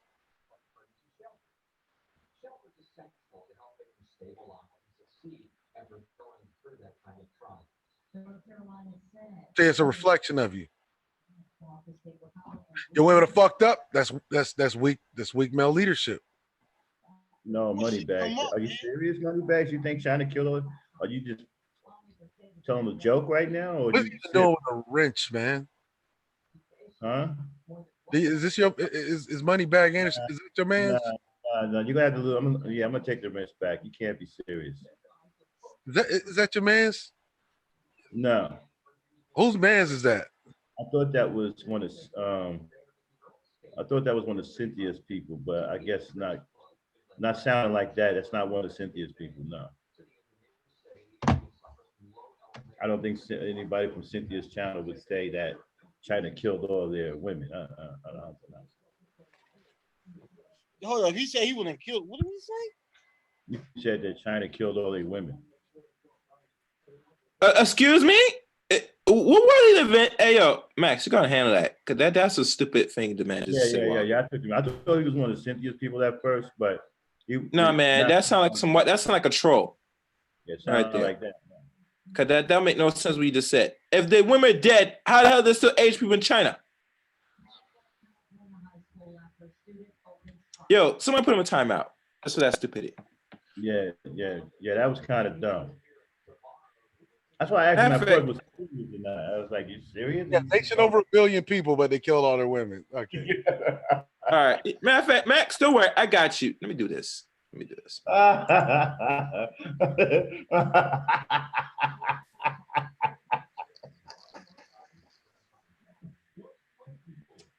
Oh my goodness, man. What is wrong with people, bro? The Chinese man is a magical motherfucker. He was able to grow a population without women. He was able to grow a population without women. Yeah, that's a magical shit. Nah, hey, my man. Not talking like that. He talking crazy. Hey, you talking crazy. I don't know you. I'm telling you that right now. You come here. We can be cool. You start talking crazy. I don't know you. I ain't going. No, that's it, bro. Talking crazy, man. You got over 1 billion people thought about he killed all these women.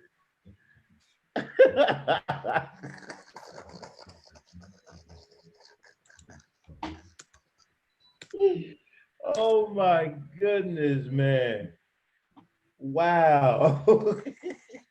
What is let's continue with the conversation. We don't need to get distracted from people, man. Let's continue, guys. That was just fuck right there. Let's continue. That's just distraction. That's that. That was weird. Well, can I say something about this? You finished, Ruin? I want to say something about this topic. Goodness. That was insane. Oh man, go ahead, okay. My bad, man. That was insane, man. Showing Becky love and respecting while treating a black woman like a slave. Well, it goes back to again, Max. What is in regards to slavery when it comes to the black woman with a black man? Oh, what'd you say, Kay? I'm sorry, Kay. I can't I get over. said, Still I'm messed up. reading the title, and my question to you, Max, what is considered slavery to black men towards the black woman? Oh, the same way that the white slave master treated black women back in the days of slavery. You know, kicking her in the face, making her lick boots, making her get down on all fours and scrub floors, putting a leash on her, walking around like a dog, spitting on her, having babies by her and ripping them out of her stomach, so cracking the back of her skin open with a whip because they thought that she was no different than an animal. You know, stuff like that. Are you seeing black men depict this behavior today in the 21st Yes, century? So yes, you yes, see, yes, you see a black man with a whip yes, hitting, you yes, see a yes, black man getting on yes, floor. yes. Hold I on. gotta see that. I have to It's see called that. it's called a tongue. Oh, a tongue. Okay. Yeah. All right. Moving on.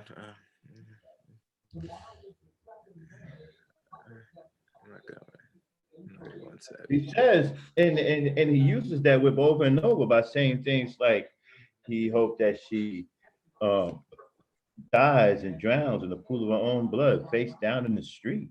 Who said this though? Some old retarded ass Negro. I don't want to put the names out yet, but I think these gentlemen on the panel know what I'm talking about. Yo, and then he said It's things the like, it's the old man, my dude Raza. It's the old We talking about man. yeah. right, and then he's saying things like she, and then he says things like she is a detriment to the black man. That is also using the proverbial whip. And then he said that he wants her to submit to him regardless of whether he exhibits leadership or any kind of masculinity. That is the slave part right there. That is not giving her a choice. So that is the slave part. You know Making who's her crazy, submit, man? taking away her choices You know and who's making her submit regardless of what condition or what type of man he may be or may not be. That is treating her like a slave. it's crazy, man, because you know that the craziest black men seem like they're the voice of that, you know, they got the loudest voice, man. You know, old man, he had a lot of I'm glad he gone, man. Like I'm glad niggas stop fucking with him, stop talking to him, start acknowledging him. You know you know me, I'm a pretty good debater. You know when I was pressing him, asking him questions, he could barely because me, I asked good questions. When I was trying to cook him, he couldn't do shit for real. Because I was asking good questions. Okay, if you don't give a fuck about black women or the community, why the fuck you keep talking about it then? Because he's there to make money. So chaos. You don't think that these men, okay, who don't give black women any kind of credit, who feels that there's nothing she can do right, who do nothing but call us drags, porch monkeys, park apes, threatening her, won't protect her. You don't think that they treat her like a slave? Who? I'm asking Well, chaos, especially well, when they you know, give her. it's funny because Hold on a second, let me finish. Especially when Mhm. they give her absolutely no choice in her submission, they take away her choice. But Max, you know, on the average, Have most of choices? these sisters, you know, they don't really stay around on the average if they're in that predicament, especially if a man's tongue lashing or she's tongue lashing a dude. They just go or they just screw behind the dude's back. Yeah, I'm not talking about that. I'm talking about Yeah. the overall act of it, period, right? The overall act of it is what I'm talking about. I'm not talking about whether the woman stays there or not. Now, while they're treating the black woman this way, out of the other side of their face, they're praising the white woman. Becky can do Mm-hmm. no, the black woman can do no right, and Becky can do no wrong.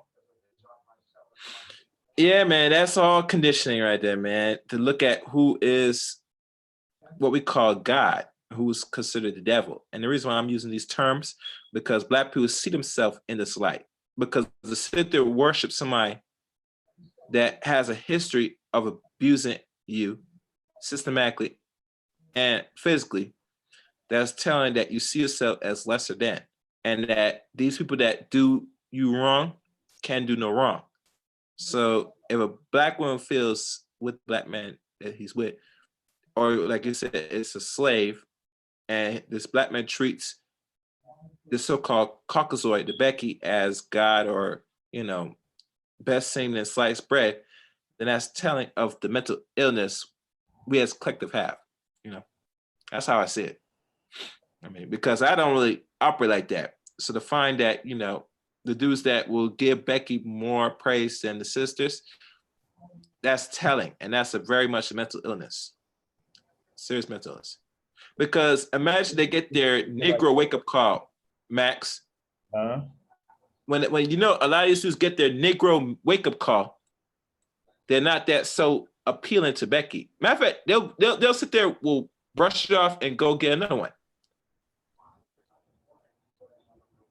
So it's really a mental illness as I see it, because you can't survive an encounter with her, and then what you do, you go turn around and get another one.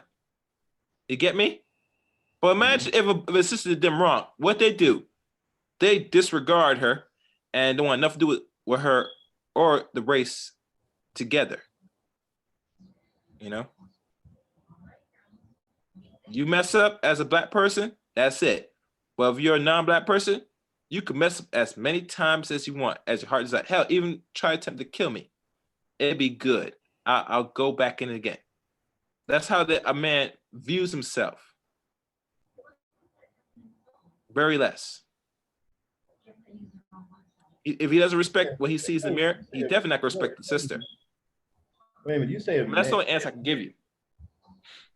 Wait a minute, are you saying that's the way a man views himself? Yeah, if he doesn't respect himself to what he sees, he's definitely not going to respect the Black woman. I mean, how can he? Because think about it.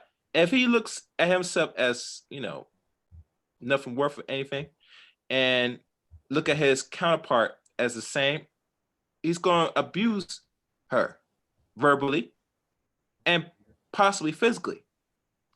Unlike if he's in an interracial relationship, he's going to do the totally opposite.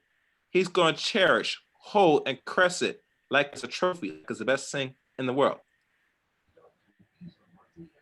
Why do you think a lot of these dudes go out here and engage in these relationships and either stay in it or it doesn't work out? What they go around do? They go around and get another one, right?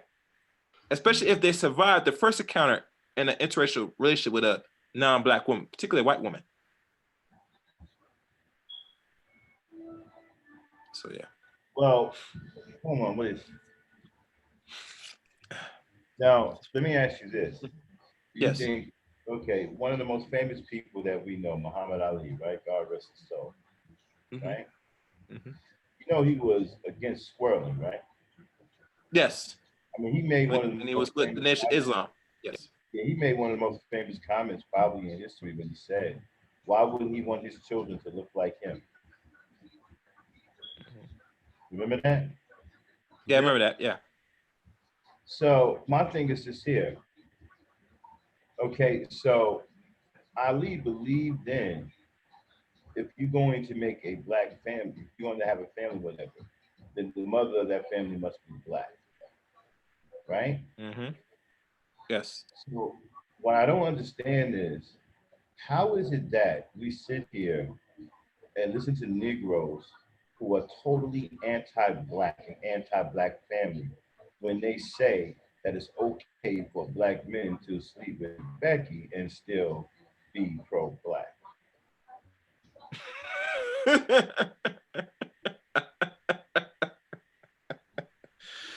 They live in a dream world. They probably on their meds. I understand that because, see, I'm gonna say this again, and I know some people ain't gonna come out here on the limb with me on this because they're afraid. I'm not. I'm an old war horse. Okay, I'm not afraid of conflict or retribution or retaliation. So I'm going to go out and say this. If you hate the black woman, you hate black people.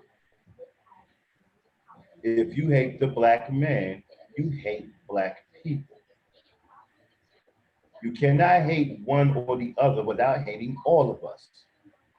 If you are against black women, then you have an anti-black agenda. If you are against black men, you have an anti-black agenda. That's the way I see it. So when you come on this panel or on these panels, just because you and I have the same skin tone, don't mean a damn thing once I hear you open up your mouth and say something. But see, here's the thing, Max, right? Think about this, right? So if you got a lot of dudes out here saying that they advocate for black men, black boys, right? Mm-hmm. Where do these black men and black boys come from? Women, the black women. Right? And the hatred for black men starts in boyhood. It doesn't start whenever they're men. It starts in boyhood. So how can a person possibly say they are advocating for black men and boys, right? While discouraging and denigrating the mothers of said black boys. Say that last part again, Cerulean. While discouraging and denigrating the mothers of black boys. How can you advocate for black men and boys when one, the hatred for black men starts in boyhood? Two, while denigrating the mothers of black boys. And then in turn, because I mean, let's just be real. Like, this is why I made the video about abandonment being the original sin. Abandonment is the original sin. And then you run around here, you talk your shit, thinking that you're not harming anyone, but you're really harming the next crop of black boys. Because these women hear this shit, right? How do you think it translates in the real world? Well, it translates into abuse. Absolutely. Of black boys. Black children.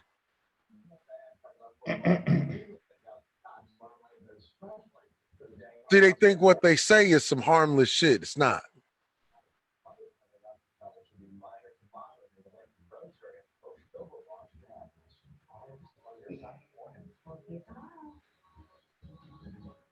Let me ask you a question. Actually, I have a request, Mr. Gray. If you have a few seconds. Please. Dissect, break down this phrase, save yourself, black man. What does that really mean? What is the driven force behind this? Save yourself, black man, from the black woman. How are we to do that, for one? Two, why are we doing that? Okay. Three, and what is supposed to be the result of us doing that? Well, how can you advocate for saving yourself, right? Say from black women, right? 92% of all of the children in this country are awarded solely to the mothers. It's usually the fathers who have to fight in court to see their children. right? Mhm. That means the majority of control of the children goes to the mothers, right? So whenever you say that you're saving yourself, it's an advocation of abandoning responsibility. And here's what I say. If we're talking about 70% out of wedlock birth, I'll say that the derelict Negro male has already been saving himself. He's already been voting with his feet.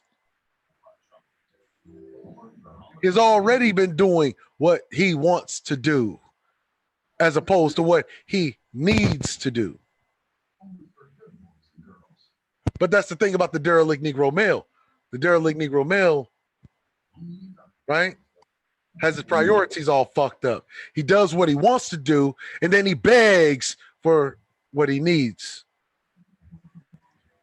Or he begs someone else to do it for him. Well, for instance, we're talking about these subjects with women. They'll say, for instance, that it's caping for women, and they'll call you a simp because you don't cape for the derelict Negro male.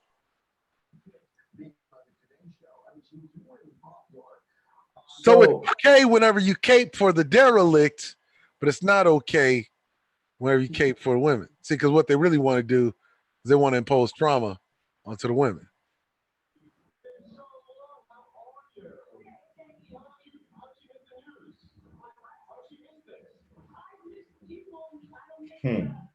Let me ask you this, Max.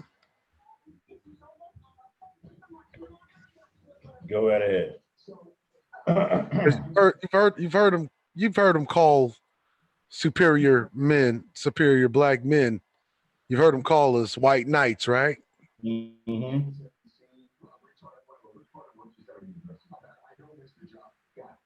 Let me ask you. Would she need a knight if you weren't a piece of shit trying to impose trauma? Would she need a knight if you weren't trying to harm her?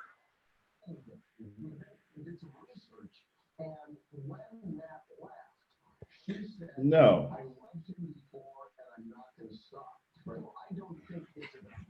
You wouldn't need a knight if you were protecting her versus trying to harm her. You wouldn't be in the piece of shit she wouldn't be. She wouldn't need a knight.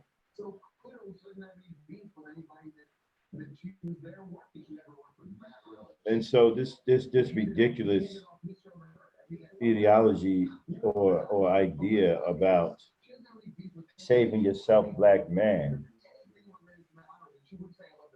saving yourself from the black woman, to me sounds absolutely ridiculous. Let me give you a proper translation. Save yourself, black man, really translates into fuck your responsibilities, do what you want to do, not what you need to do. That's what it really means.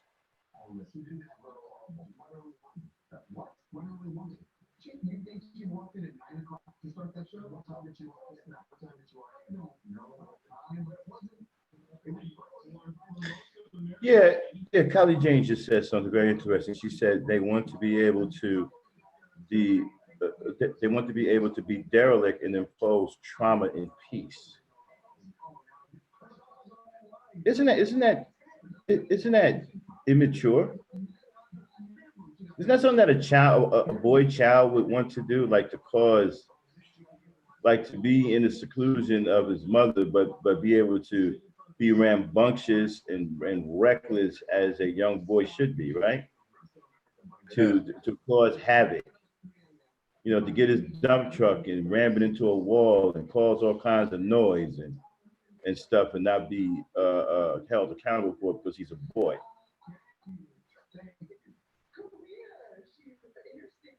Shout out to Gab Talk Media in the building. Gab, the link is there, man. You come on up when you want, man. Save yourself, black men. It's an advocation for fucking laziness, bruh. Yeah, yes, Kylie. You know, that's immaturity. I wonder if people are paying close attention to what these boys are saying. They're really talking like young boys. You know, I mean, the whole gynocracy thing to me, it's about motherhood. Like, who? Okay, if you want to look at that type of rulership, the only woman that I can even think that will come close to that kind of rulership is your mother. Because for a time, yeah, she ruled over you for a time.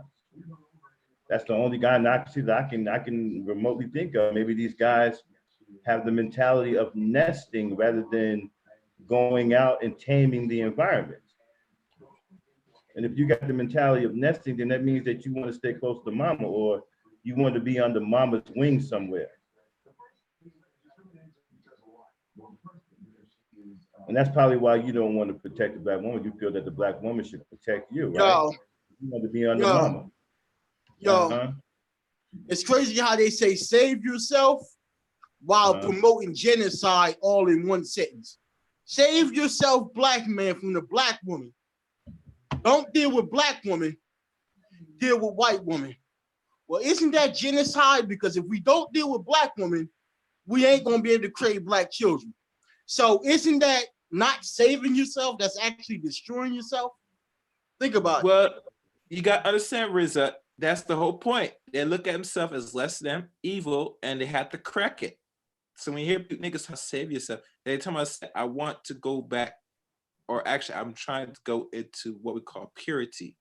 Why it's right, all that. That's why you see the Negro happy when he has a non-black woman in his arm. You see how these dudes smile and grin, and the women they choose is obese, non-black, degenerate. I am about to jump. All that shit. They're very happy. They smile like it's the best thing in the world. I'm about to up off here, you guys. It's all right, see you later. All right, brother. You know, the one thing I know about the black people in South America, they're more open about their self-hate. The black people in the United States of America, they're more covert and more in denial about their self-hate, right? So the black people in South America would say, let's better the race. Let's marry white, right? Okay. But the black people in the United States, they're not going to come out and say, let's marry, that's better the race. What they'll do is just get a white woman. So, you know, black people, you feel me? So black people, you know, if from different parts of the world, man, yo, this self-hatred, man, is like worldwide, bro. But you sit right there. They don't say it, they actually do it. Have you noticed, only time you see black men do something, that they don't talk it, they actually start doing it? You ever notice that? But everything, when things get done, they talk more than actually do it? Right. You get me? They just do it. They just do it. So what I'm telling, if you just do it, that tells you a person that means you want to be about action when it's only convenient, when it suits for your pants. But everything else, no, you just talk. Yeah, man. It's so fucked up, bro. That's some low level shit. Right. Very low level. If we just committed ourselves to the community, everything will get easier for us, man, because we wouldn't be depending on white folks for everything to survive, man. You hear me? Yeah, I'm sorry, guys. I'm watching this. Keep an eye on this battle in the chat between John Storm and Afro. Let me go down right quick. Yeah, man. I'm listening. Y'all hear me? Yeah, man. Yeah, man. Let me just look at the chat room. I'm just reading the chat room real quick. Yeah. So you're saying if they say save yourself, black man, right? And that means stay away from the black woman and go with white women, that would be destroying yourself. That would be committing genocide as far as having pure black children, right? Yep. Yeah. Is that what he's saying, Chaos? Yes, that's what Raza is saying. Correct. What's your thoughts on that, Chaos? Well, you know, it goes back again. When you look at and see yourself as less than, you're going to do anything possible to correct it. Even going outside. Because think about this, Max. They're going outside the race, right? And procreating with non-black women. Okay. If you look at what they really choose, it's like, damn, I just need me a European woman because I just need one. I don't care if she looks ugly, fat, obese, wherever, just give me her. I need it. I just gotta have her. You know? That's an illness. That means you're trying to correct your genetics. And you'll do everything possible to get it. Oh man, you see some of the ones they be with, they be these fat, burly, dump truck looking. How you gonna look like a round dump truck?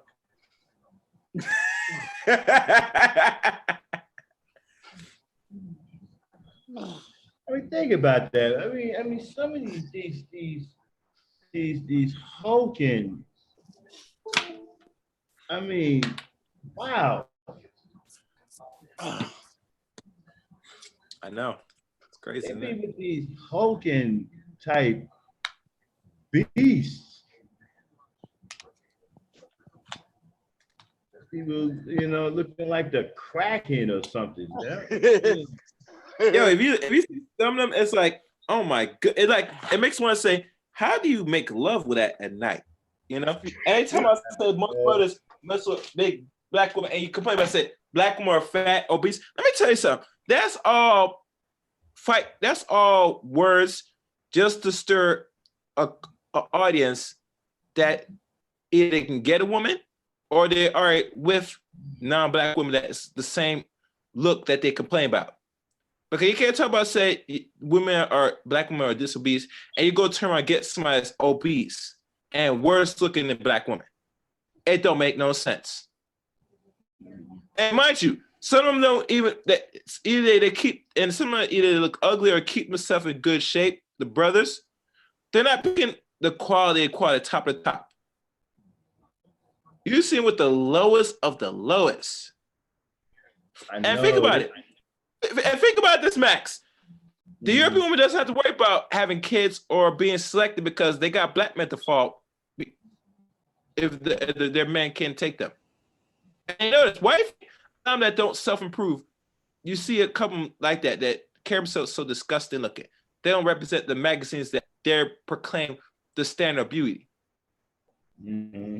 More than half of European women don't look the standard of beauty that they portray in magazines. Can we agree? Right. So they're not even proclaiming the standard that their man put them on a pedestal standard, and they're not even living up par. What's that telling? That's telling that their women ain't shit. And not only that, the ones that they portray, they had to get under the knife to look the way they are. They had to take Botox, all that stuff. You're 30 years old and you look like you're twice older than you are. Yeah, like you're 45. Unlike black people. You know. Yeah, like 45. If you look in your 20s, you look like you're late 30s. You know, even when a lot of them are young, they look like that too. Yeah, they age faster because they got no melanin. You know what I'm saying? It's like, you know, you go introduce yourself to be like, yeah, this is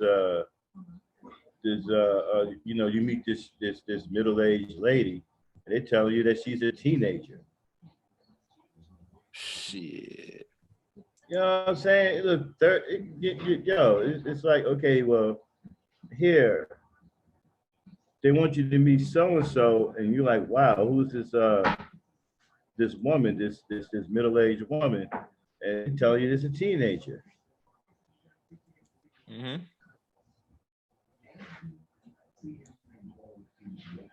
Yeah, I mean, that's crazy, man. It's like, Yeah, I'm looking at the chat room and Mr. Atheist is going really ham, asking a question. You have this and his message deleted. Mr. Atheist, is somebody named Mr. Atheist in the chat? Yeah, he's saying, "Are you married?" Well, I can't say because it's deleted. I don't know if somebody put my timeout or something, but it's like, yeah. Yeah, I saw John Storm in the heated battle with Afro Atheist. Looks like they're still going at it. So so even when they're like 17 and 18, right? They be looking like they 32, 33 years old. Yeah, man. They get the Asian fast, man, Max. Yeah, it's like some I can't even like. You be like, yo, meet so and so, right? This is my teenage daughter. You're like, what? Teenage daughter? Like she's She look 35. like an adult, don't it? Yeah. And she look like a adult, don't it?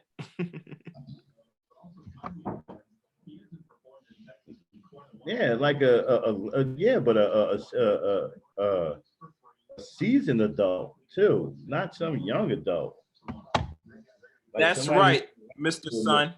That's why they got to get married very quickly. And that's why you look at why you think that out of wedlock and Europeans is not being discussed in the news, because they get and not very early because of the have a hard time having children. So by the time they get that monstrous, the man said, oh, they're ready. Dick them down. You know what? I'm glad you said that, right? Because that would make sense if you go all the way back to the 1500s, where the average age was 13. Mm-hmm. And if a girl got to be the age of 17, she was considered an old maid. I'm surprised. Yeah, I used to read them old 15th century books back in the day when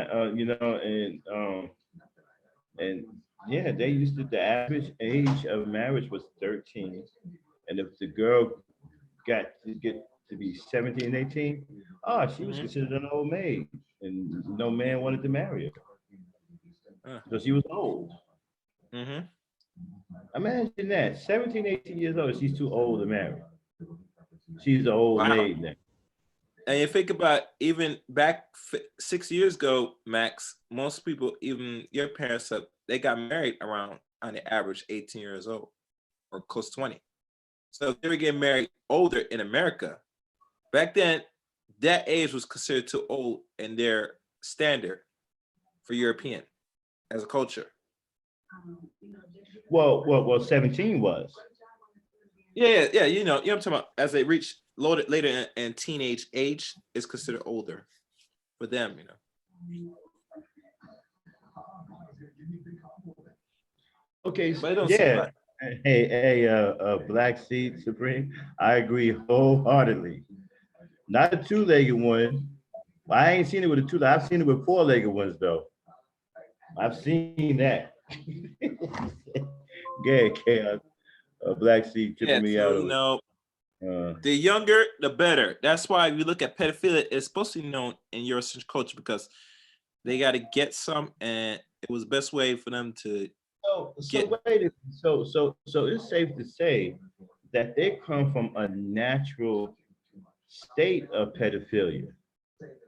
Because exactly. Bingo. Yeah, because if the average age of a wife back in those days was 13, then you telling me that you're coming from a natural state of pedophilia. That's a natural thing for you. That's probably why today they're bold enough to have men groups like Mambla who say that they like boys and they want to have be able to be with boys. Yeah, man. So we're talking about a savage, a natural savage, but a natural pedophile. Mm-hmm. Wow. It's in the nature, man. Pedophiles. Yeah. They gotta have it. They gotta do it. You know what I'm saying? A natural pedophile. I never looked at it that way. Never thought about it that way. So they're natural pedophiles. Exactly. Yeah. It's sad to say, and a lot of people don't want to hear it, but yeah. No wonder they all The they all have these sex trafficking rings and okay, but here's the question though. What is the Negro's fascination with uh two-ton Becky?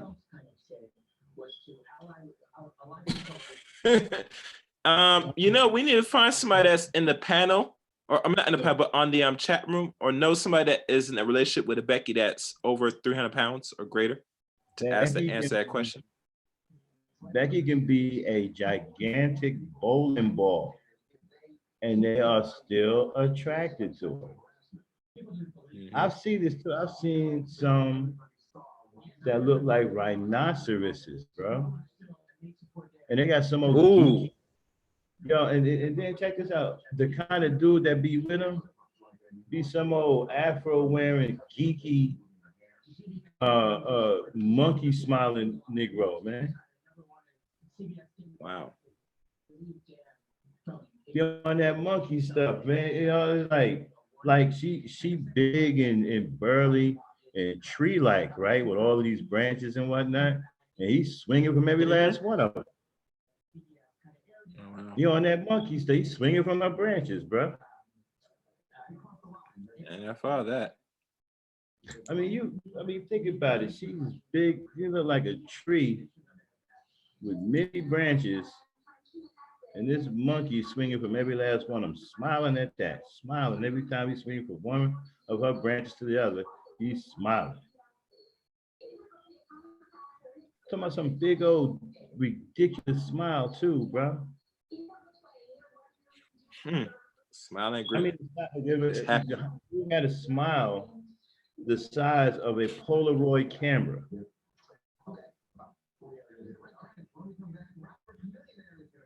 Okay? The smile that big. Like that, Max, they grinning and like happy, like it's the best thing. With these Harley, I mean these hulking, hard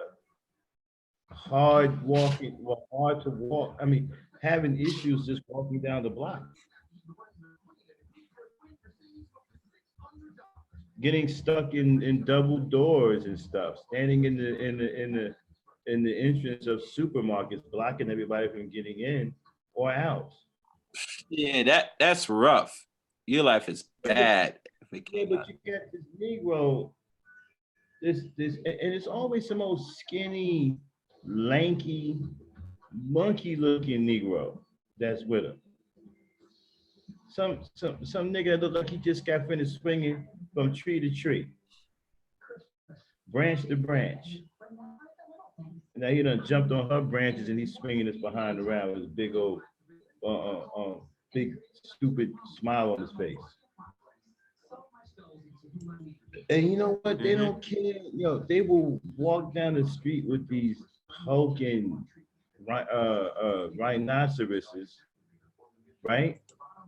And be proud of it.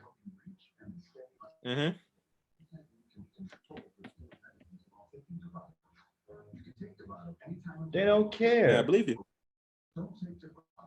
They're like, yo, man, you see my new girl? What, you talking about that hippopotamus you just brought in here? Yeah, she is kind of big. He's gonna want to fight you. He's gonna slap you up. Say what? Yeah. You call my girl what? They don't care if they're rhinoceroses and hippopotamuses, as long as they're white. That's the whole point. As long as she's white, she's all right. Well, I mean, I don't know about all right, but I don't know. I've just seen that a lot. The reason why I say all right, because that in their mind, white is right. So obviously, if they get somebody that's white, they're considered all right. I mean, it's like I said, I've seen some of them I've seen someone with two Negroes. Okay. Some of them even get two Negroes at once.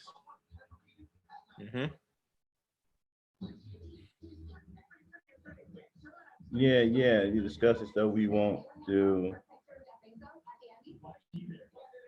I agree with that, Dame Frankie, because they sure enough will engage in four-legged creature sex, which is like all out disgusting. Hey Max, Huh? have you ever seen European men and women on a video walk like moving like horses galloping? Hold on. All right, ladies, we pretty much done. I mean, ladies and gentlemen, we pretty much did the topic. Now we're in the freestyle part of the show, which means that we're heading towards the end here. So we're gonna freestyle for a little bit before we shut it down. So if anybody want to come up during the freestyle moment, I'm gonna put the link in the chat, and you're welcome to come up and chat with us for a little bit before we shut down the show. Hold on, Chaos. Let me get this link out. All right, do your thing. It's the freestyle I'm gonna step part away of. from the mic. I got Okay. This is the freestyle part of the show. That means the topic we have discussed is over. And we're just freestyling right now to finish up the time in the show. So if anybody want to come on up and just hang out with us and talk about whatever, you're welcome to do that. There's the link. Please like, subscribe, and share the channel. Also join Maximum Black and the Earthen Nation on my Patreon. Go check out my Patreon. I'm down with the Earthen Nation and go check out what we're trying to do. I think you might like it. Help support the channel, help support the great regime and its brands known as the Maximum Overdrive Third Gear, Great Regime Gaming, and our flagship channel, Cerulean Gray.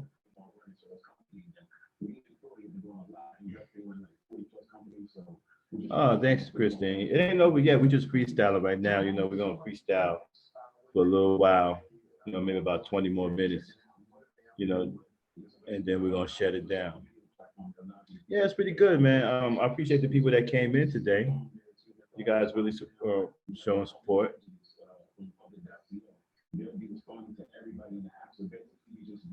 Oh yeah, you did. I appreciate it. Yeah, I seen John Storm in the atheist, Afro atheist, really getting after it. What happened with those two?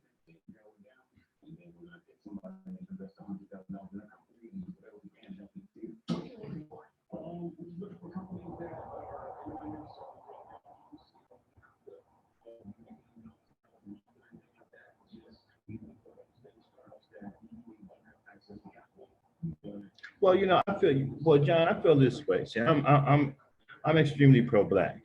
Okay, I would be considered a racist.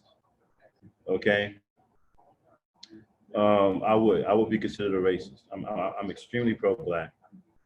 And I don't believe in going past the black woman at all for any reason. Now, some may say that that's unreasonable. That's fine. Okay, you know, but I don't.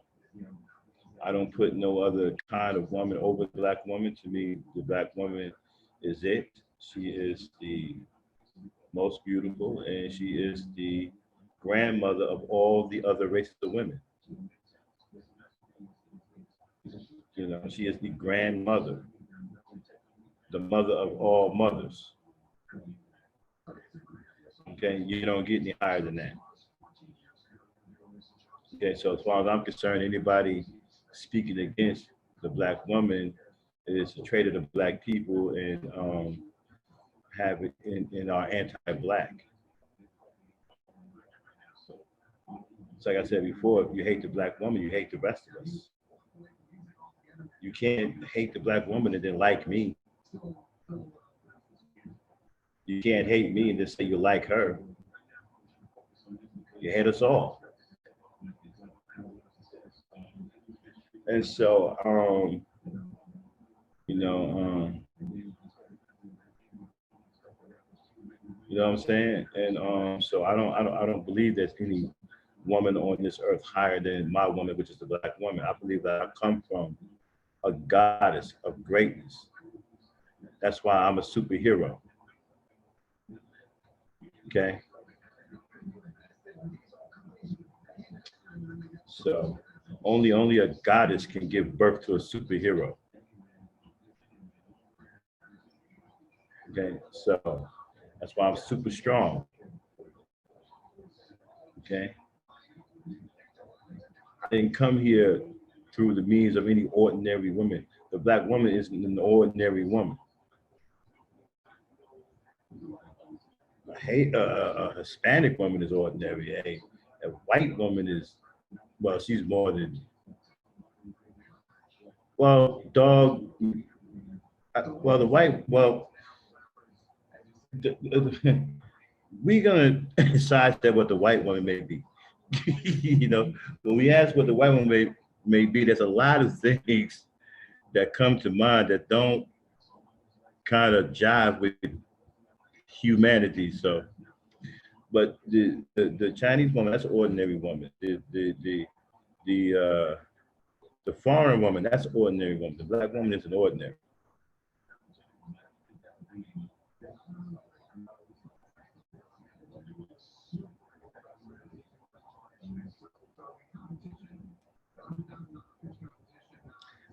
They don't. What did you say? What is that?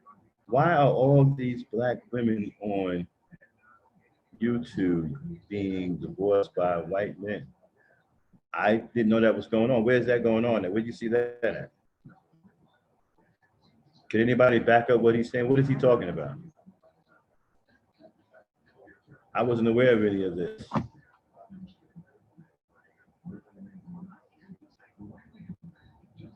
Anybody knows what he's talking about? Why are all these black women on YouTube being divorced by white men? Okay, you put out two names.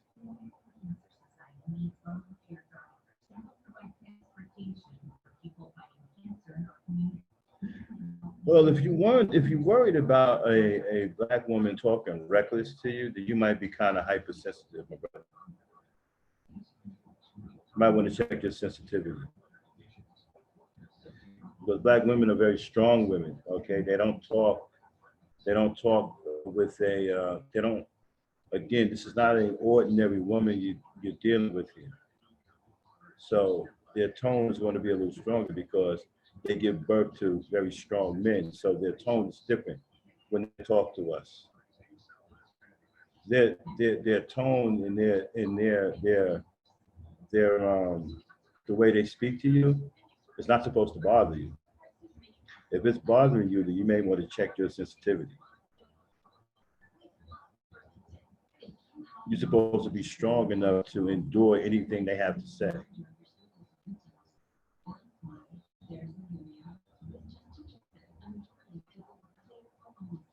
You know, that's why they talk like that, because you're strong. They don't talk to you like you're some kind of weakling. And you're not supposed to give in to that. You're not supposed to let that, that's not supposed to bother you, man. It's like, I don't, you guys keep talking about the way a woman says things, you guys get offended by it. You're not supposed to be offended by the things that they say. You're supposed to be stronger than that. You're supposed to let their attitude fall by the wayside, bro. That's not even supposed to bother you.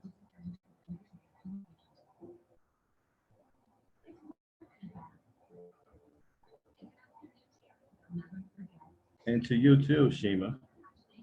Yeah, you brothers need to stop saying that out in public, because that's a sign of weakness, man. You don't need to check yourself. You don't sit out here and say, especially amongst other men, that you don't let a woman talk to you recklessly, right?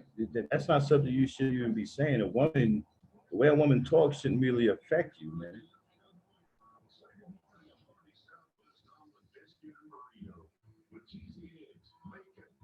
Abuse? No.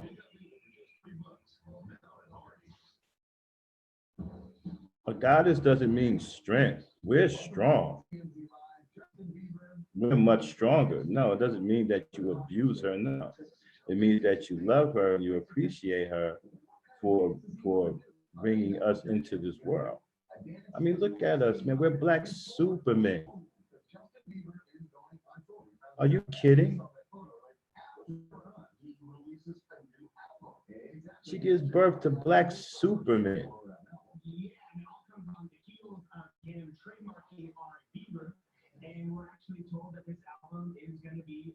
I'm Black Superman, bro. My boys, we're Black Superman.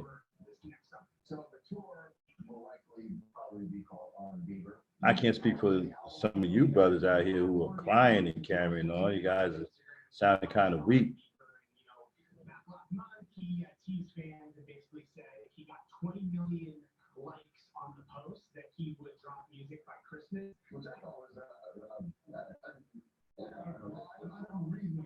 Black Sea Supreme, I don't agree with that. Not sure where you get that premise from.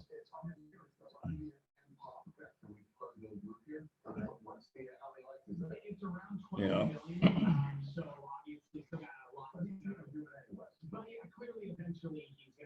I think if we stop mistreating her, all this bad weather will stop.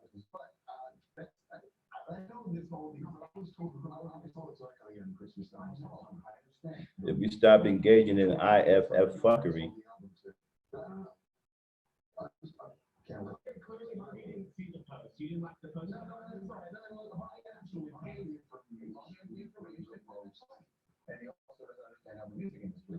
what do you mean disrespectful? What is it? What is disrespectful? Give me an example of a Black woman being disrespectful.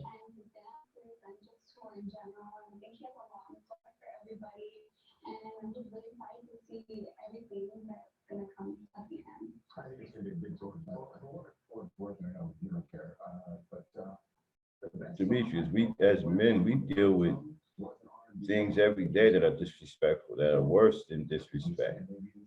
And we don't bat an eyelash. I know I don't.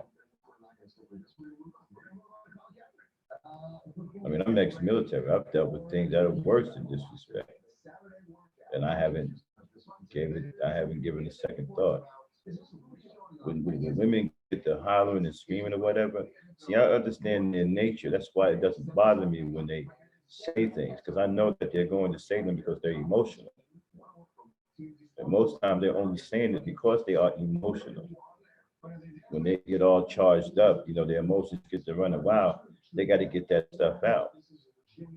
So I don't pay that any mind, bro.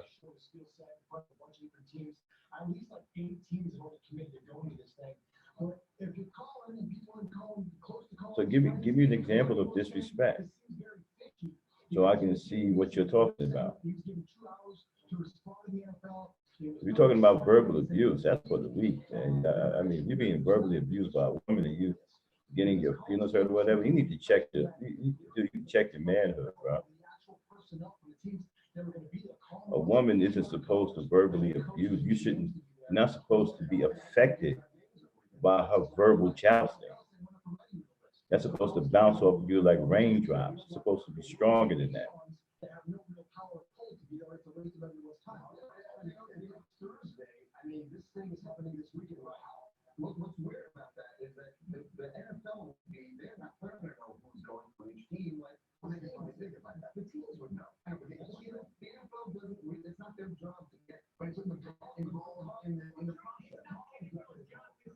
So give me so Demetrius, give me an example of what it is that you're talking about.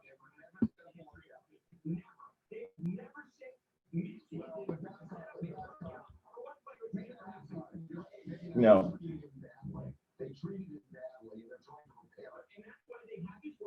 if she's disrespectful around kids, that's a big problem. Who kids are you talking about? Her kids, your kids? Uh, hey, why don't you come on up here, Demetrius, if you want to have a discussion? You know, we can have that discussion. I'm very curious in hearing what you have to say.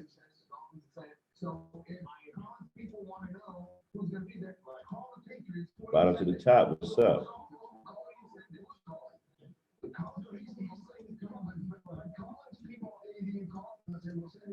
And you know what? You need to, and you know what? You need to stop talking. You need to stop saying disrespect so much, like it's very. Are you a man for one thing? You need this.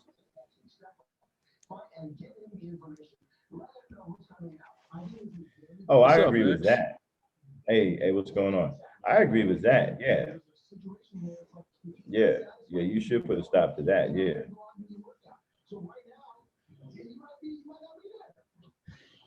But Hey, I'm gonna have to disagree with you with the strength of the mind, You said the strength of the especially. mind. Yeah, I mean, I definitely agree with you saying, but the mind is a little bit tricky sometimes, Hmm. especially if a child was growing up, growing up in a single mother household, and then all she did was just berate this kid, and so now this kid's an adult, and maybe that's the reason why you see some of them acting out. Oh, I agree with that. That's why I said to him that you're not supposed to be that way.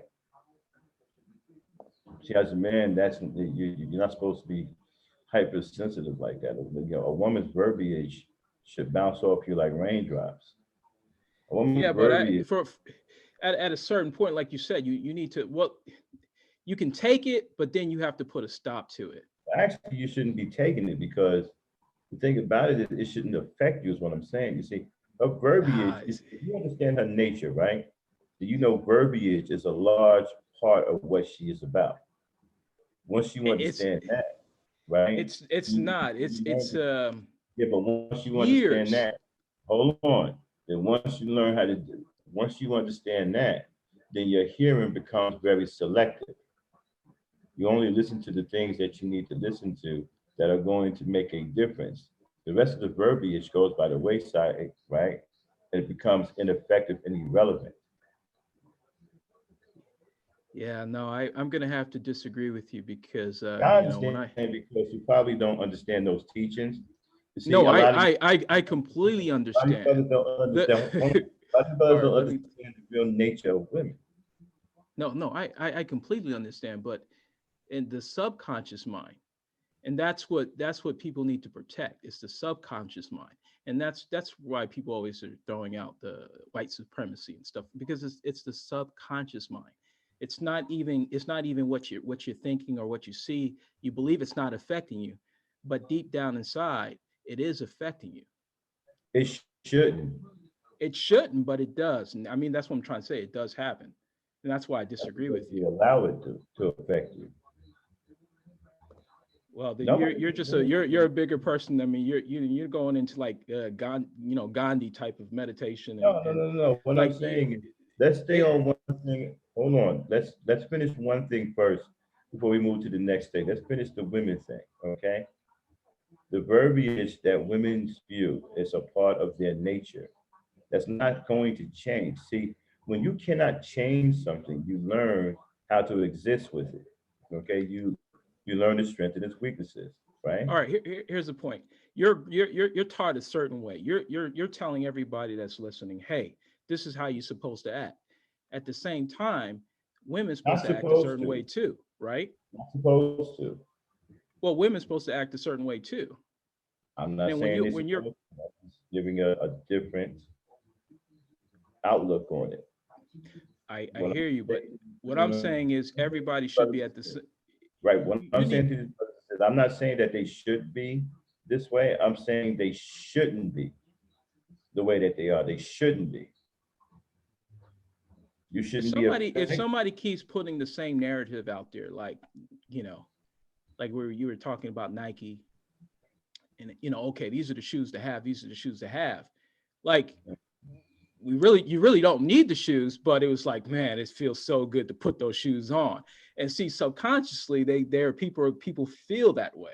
And so it's all about it's not so much it's just a mind trick, and the No, you stuff's see, when you supposed to just play the bounce trick off of on, you. right, but you just played the trick on yourself. Oh, See, I'm no I'm one played good. the I trick mean, on you. I You know the played the tricks. trick I on know the yourself. game. But to say it doesn't affect me, I will just be lying. Well, again, you haven't debunked the fact that you allowed this, that you just played a trick on yourself. You just said, well, you know what? I probably don't need these shoes, but it feels good to put them on, so I'm gonna get them anyway. You just mind tricked yourself. I'm just giving you an example. Right. If you don't need the shoes, you don't need them. But I see, like for me, it's tough for me because I'm that person that kind of remembers everything. So that kind of it really hurts. It hurts me because I remember stuff that when I was a little kid until now. So Mm. they it so for me personally, I know that whatever I hear, see, it's going to affect me somehow. And to be 100% just avoid the whole situation and say it doesn't affect me, and then, like I said, I would be lying, because even if it's a 1%, you still are affected by it. And so that, I mean, it's just a mind thing Life to isn't tell about yourself that it's not real. life isn't about get backs. You can't get back to everybody who's hurt you or taken away from you or done something to you. You can't get back at every last one of them. That's You're an not supposed unrealistic to. way of thinking. And if that's the way you think, right, then all you're going to do is hurt yourself emotionally. You're damaging yourself by walking around here carrying all of that old baggage. Yeah, you're not supposed to. I'll be the first to advocate. You're not supposed to Right. carry on that baggage. But Right, if you can't get over something that happened, let's just say 30 years ago, no, 20 years ago, or 10 years ago, right? You can't get over something that happened 10 years ago, then that person that you can't get over that did something to you is not to blame. Because if you haven't handled it already, then you're not going to handle it. I would, You if either, you still have a 10-year-old grudge, I would say that's right, pretty much you either handle traumatic. it, right, and that 10-year-old grudge is going to do nothing but destroy you, especially if you can't get back at that person. Yeah. So a lot of people have to work on work on themselves and understand what affects them and what doesn't affect them. Um, but for me, there's certain things I would have to shield myself. But then again, I won't be engaging in the real world activity if I did that. And so, so the person has to, if you want someone to agree with you, they have to be perfect in mind, body, and spirit in order to be able to do the things that you're talking about. Right. See, I don't agree with that either. And why not? Because in order for someone to agree with you, they just have to like something that you're saying, right? That appeases them. They don't have to be in perfect mind, body, and spirit for anything. Like you don't have to be in perfect mind, body, and spirit, right? To agree with me that murdering an innocent child is wrong. But if they said that was to justify the means, then they would do it. Excuse me? What I'm saying, like for instance, if there was like, if you had to, there was like something I saw like online where if you had to push this one person over to the train track to save 5 people, would you do it? No, So you rather the 5 people die? no. That was the whole scene. I mean, like that was the outcome. If you push one person over to save 5 people, would you do it? No, So your inaction, won't save 5 people. no, absolutely not. What you're doing is killing more people.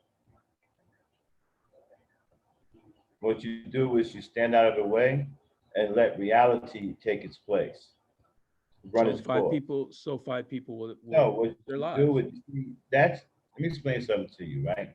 That's a Western, that's a Western act of misdirection. Okay? That's an evil scenario, either way you put it, you're taking life. There is no there is no way out of that situation.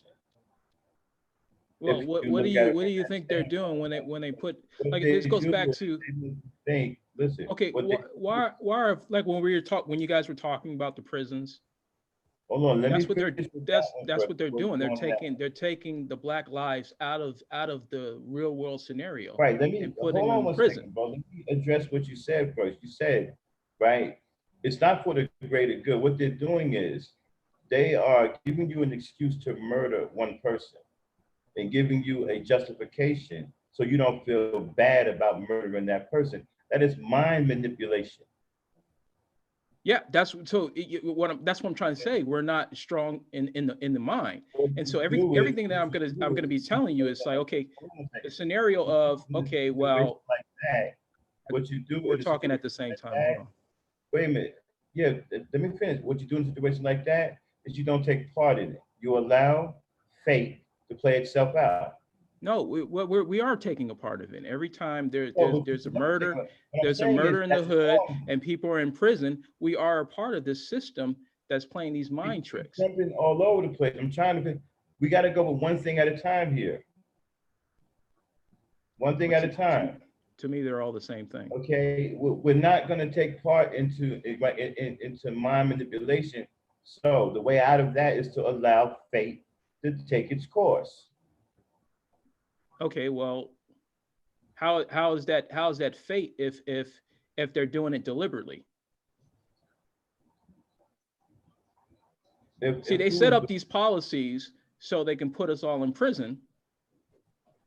Well, so I mean, I'm just trying to. I don't want to sound like I'm jumping around. I just see the same thing. I just see that here's a system that's going to put you away in prison, that's going to kill you either long term or in the short term, and you know, how is that fate? I'm sorry, what did you say? Basically, I said, how is it fate when policies are made to put Black and brown people in prison? How is that fate? Well, because they are in power, right? And so they get to dictate what the laws are. So if But they how is make that these fate? policies, That's not so, fate. so if they make these policies, right, that are made to put us in jail, and if we understand this and we still acquiesce to these policies, then yeah, that is fate. Anything that's controlled. What wouldn't be fate, right, is that we allow these policies to, what wouldn't be fate if we wouldn't allow these policies to affect us in that manner. If I make a drug that I know it's going to intentionally kill you and within 10 years, but I put out in the market to tackle your sickness, and you end up dying in 10 years, how is that fate? Because you administer a poison that's going to take place in 10 years to extinguish life. That's the fate of you administering that poison. So this is just down on one person. Maybe I'm just not understanding your fate. Man-made fate. Kill them in 10 years, then yeah, that is the fate of you administering that poison to people that you know is going to kill them in 10 years. So who's the fate? Is it the person administering or the person that died? What do you mean, who is the fate? Well, you said that you have to let nature take its course. And so I'm just trying to get what you believe as fate. Is it the person we're not talking about anything natural here. First of all, we're not talking about a natural occurrence. We're talking about a person, a lunatic, who has made a drug that killed people and decided to use that drug on people that's going to kill them in 10 years. That's not a natural occurrence. That has nothing to do with nature.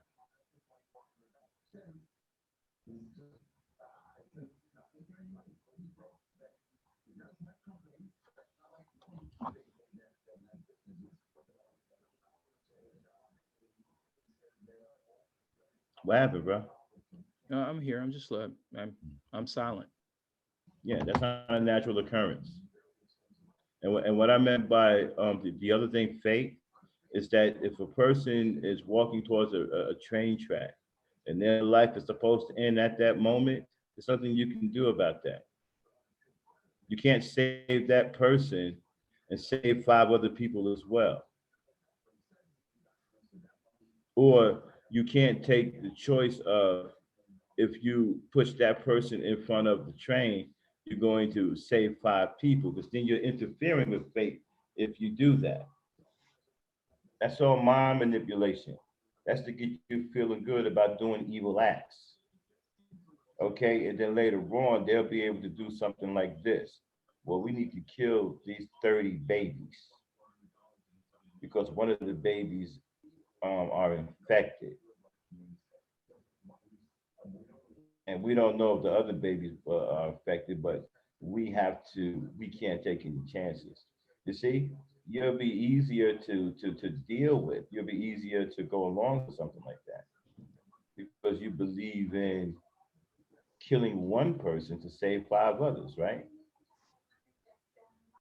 When that's not even a real scenario. That doesn't really happen in like, when something like that happens or something close to that happens, there's usually a lot of stuff involved in that. That doesn't just randomly happen. You don't hardly see that. Like somebody, oh, you know what? Let me go and save. Let me go kill this one person to save 10 other people. You see stuff like that in the movies. Yeah, that wasn't. I mean, it was. It's Yeah, just you online. hardly see that in real life. I don't think I've ever seen a situation like that in real life. Uh, I can't well, recall at it's in the. all. You know, yeah. I don't want to comment. We get off topic, but Not good, big covers. No, we're not on topic no more. We're freestyling right now. The topic okay. is over. We discuss the topic unless you want to I say mean, something else. they're. I mean, obviously they're running tests all the time on different groups. So um, it just depends on what they're trying to do. I'm not a supremacy, so I wouldn't know. But considering what you guys were talking about earlier, um, you can see that there is no production. I mean, we're talking about slave labor, and Oh yeah. it's just yeah, it's just kind of crazy how they can use a group of people to do that, and there's no consequences. Well, the 13th Amendment allows it. The 13th Amendment says that slavery is okay in the prisons. Yeah, So legally now I'm breaking any laws, yeah. and they're backed up by the Constitution. I just don't understand how they allow private companies to exploit that cheap labor. Because if they do that, then they don't have to hire many people. Then that means less jobs. That means a higher unemployment rate. Yeah, no, it would means more prisons and more production. Right, because there's no work, there's no economics. Well, you have to find People money don't, somehow, right? when people can't take care of themselves, they start to revert to crime. They're gonna start stealing. So people got to eat. Or maybe we can start bartering with one another and start Well, doing that would something be like that. one way of doing it, but you gotta have some kind of unity to do that. You gotta have some kind of want to. That's not something you can just talk about. You have to actually engage in that. So is that the fate of the BM and the BW that we don't work together? Therefore, Who? for the black man and the Oh, black woman, you're talking about the black is man and is black that woman. is that our fate that since we don't work together? No, I don't think. No, no. I think that we need to stop thinking that. I think the very fact that we walk around here thinking that way is actually a psychological weapon against us. I think we need to stop thinking that. I think we need to start building up better relations with our women. We need our women. You are. I'm gonna tell you right now. If you think you're gonna get out of this without the black woman, you are insane. You ain't going nowhere without her. Guaranteed. First of all, she's not going to leave you anyway. She's not going to let you run away. You ain't going nowhere without that woman, bro. It's like Cerulean said, right? We look at the most powerful man in the country at the time, the president, right? Who was standing by his side? His woman, Barack Obama.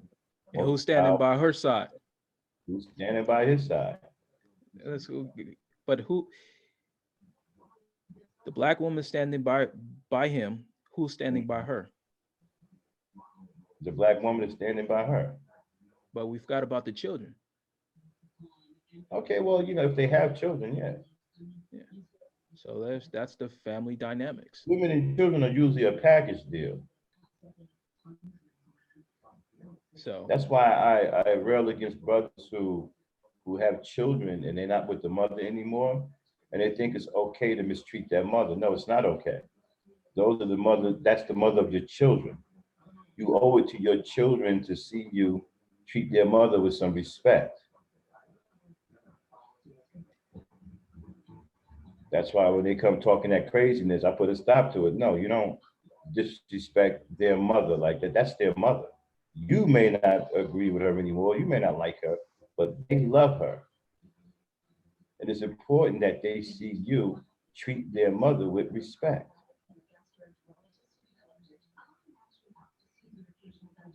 You know, some people they look in the real when they look at the relationships, they look how the the boyfriend or the girlfriend treats their mothers or their fathers or their family. They look at that and see if you are a viable mate.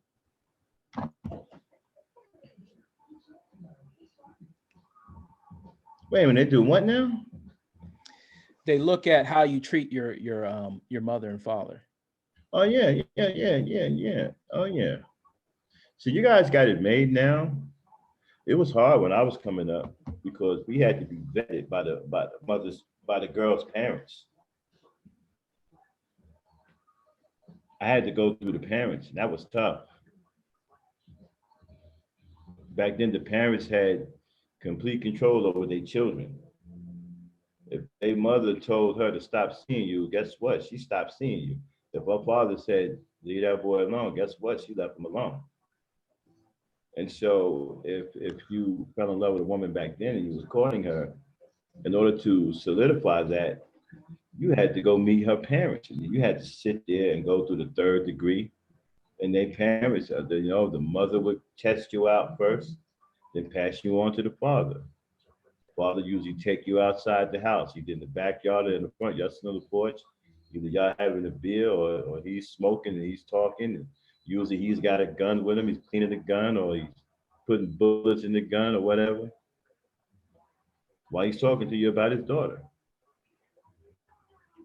We had to go through that. Yeah.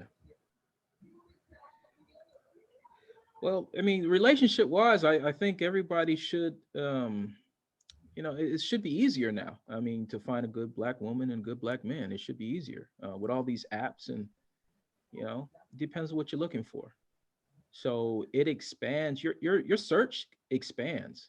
If you just want to be condensed to the area that you're from, then the swirling thing. I mean, there's no more excuses no more. So um, I don't see I don't see how anybody would have an excuse of not dating a beautiful black woman. I don't see it. Yeah, I don't see it any other way. Like I said, I'm super pro black. It's either a black woman or nothing as far as I'm concerned. Well, the sky's It's, the limit.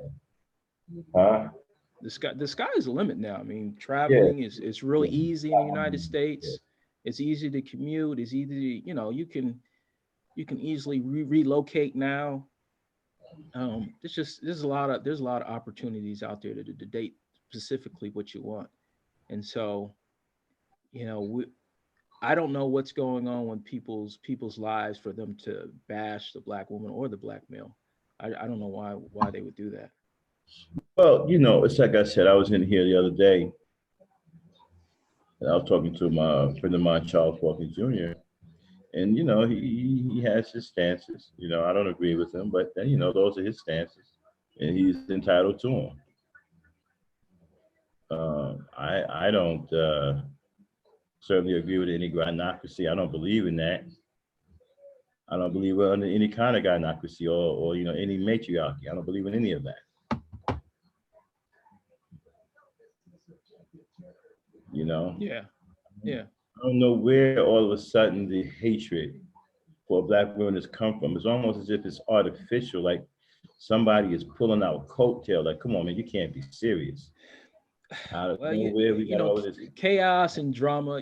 We've been addicted to so much chaos and drama since the beginning. It's Oh, that's what it is. well, I It's wouldn't it's say for the feeding beginning. it's feeding the fire. That's all it is. It's feeding the fire. It doesn't matter if it's not true. If it's it's not even believable. But still, people are, you're getting out here and saying this on public platforms, and people are like, wow, that really happens in the black community. It's like, no, that really doesn't. But Well, this is what I said before. When you're bashing black women, you have no idea the danger you put them in. And the reason why you put them in danger is because you're not protecting them. Now, if she was protected, right, then you bashing her would fall on deaf ears because other races of men would know that she's protected and that you're willing to protect her at all costs. But now that they know that you're not, when you go and you bash her like that and say these kinds of crazy things, you're putting her life in danger because you're not protecting her. And these other races of men see that. They see that we have become cowardly and weak and we aren't protecting our women. And now hearing the same men talk crazy about black women, it puts the black woman's life in danger. I think we go back to that package deal, you know. If we go back to the package deal, it's all for one. Um, it has you can't do that. I mean, like the problem I don't I for me it's like You said how package deal, can what I do you mean? protect you if I can't even protect myself? Give me a pack. What do you mean package deal? In a nutshell is how can I protect the woman if I can't protect myself? Well, that's your fault. See, you see, you would call that a failure. You Yes. see, So that's so, I got a hashtag out there. If my strong people's Kylie Jane was in here and Vonda, I would have thought the hashtag IFF, which is irresponsibility, fear, and failure. okay. Let me get my point across before I forget. It's a little late for me. But what I'm saying here is as a man, we all can protect ourselves and we can protect our household. But can we protect our image? And protecting that image, that's where the whole gynocracy and all that. It's protecting So, the black male image. well, when you don't protect your women, your image suffers. But what I'm saying, the package deal, they all go together. If you can protect the black man's image, then the woman will be protected.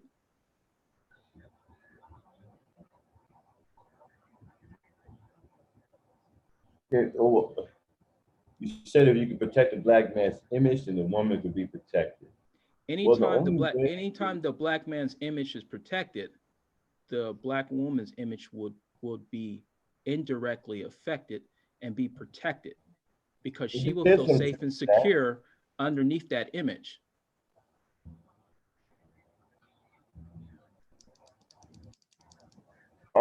Demetrius Ivy, that's not true. That's just propaganda. See, this is the problem I have with people just listening and believing anything that they're being told by white people. There's not a lot of mental illness running rampant in the black community, Demetrius Ivy. It's not true. And we have to stop spreading this kind of dangerous rhetoric. It's not true about our communities. So Majority of our large majorities of our community is mental illness free.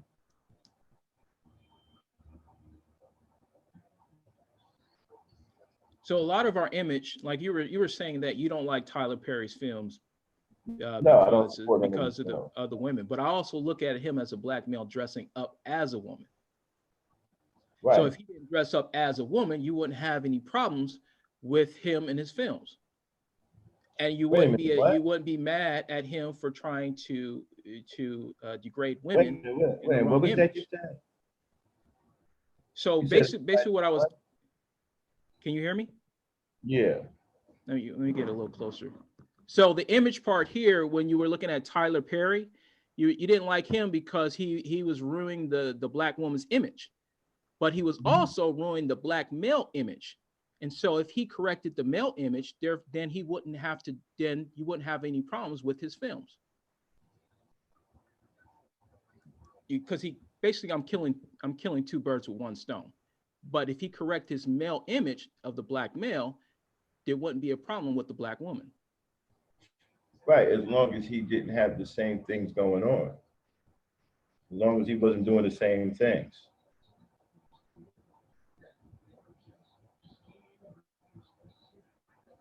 See, if he's not going to do that and protect the image of black men, then he can't be making a fool out of women in his movies. So he can't like have his cake and eat it too.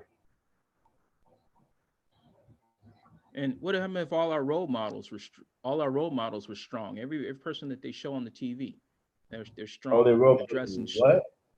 all the image. Anytime you see a black male's image, what do you see? They're not gonna. They're like, are they going to show you something positive? Or are they going to show you something negative? Something negative.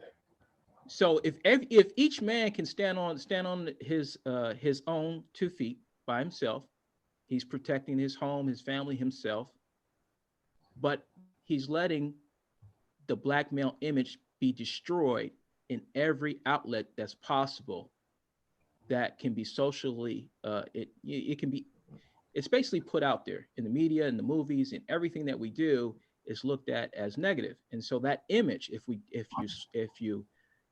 you correct that image, then maybe some of these problems would disappear. And what image is that? What the black man's image? Any negative image of the black male. Yeah, but you have to be proactive in that. If you aren't proactive, then you're not going to change the image. It's going to take more than one person. I know that. Yeah, well, if you want the black woman to protect your image, then you have to do something in order for her to react. See, women are reactionary. But I never gave it up to I never said the black woman. But Okay, if we all saw it and we all saw the same thing, then yeah, the more the merrier. But if you really want us to protect our women, then we first need to protect our image. And that will fall on the black man, not the black woman.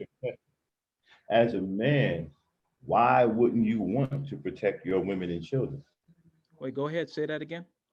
As a black man, you are a black man, right? Yes, I am. Okay, why wouldn't you want to protect your women and children? Why wouldn't I? Yeah, why would you That comes think with of the territory. Yeah, yes. I'm asking you why would you? I don't even understand how to think differently. Why would you think otherwise? You see, because this is what's I don't think curious I'm saying that. to me about Am a I lot of coming you guys. across that way? I'm not saying you, but I'm curious as to how the black men can even think that. I can't even think like that.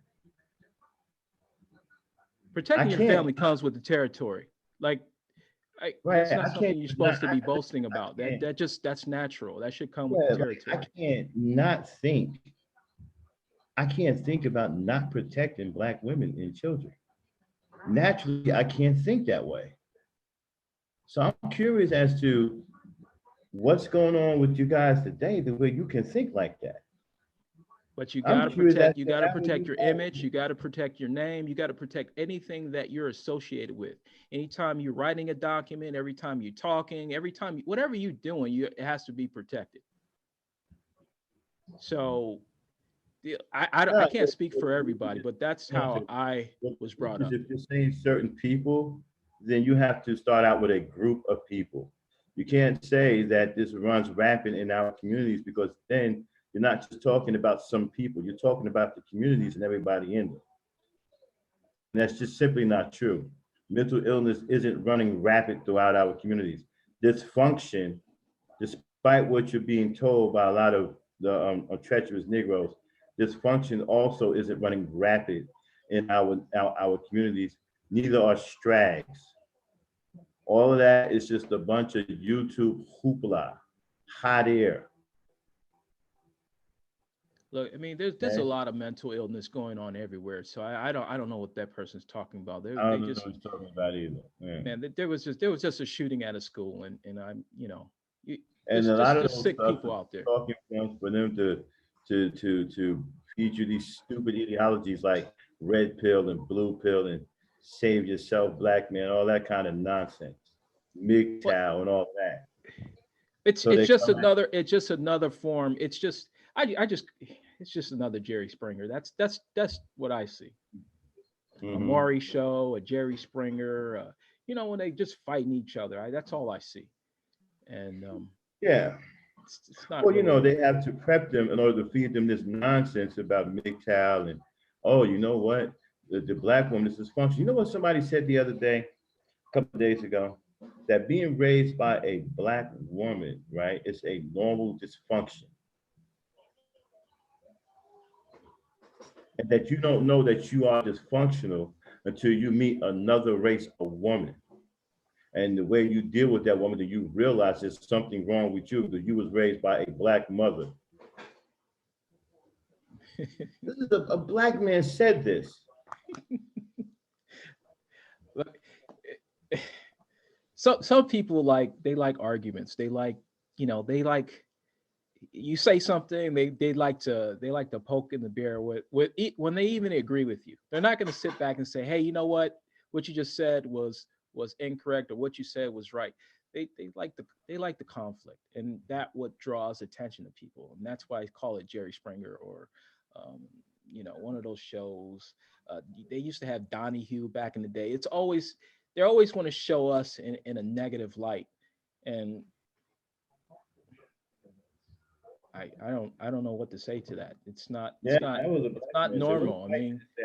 I just want to go on record and say, white men didn't say that. I mean, this was a black man saying that to other black men who were co-signing. As a matter of fact, the reason why he brought it up because one black man was talking about when he was overseas, when he was dealing with another racist woman, he realized that he was effed up. And then dude took a chance to say, well, that's because you was raised by a black woman. You was raised in a normal dysfunctional environment. What is a normal dysfunctional environment?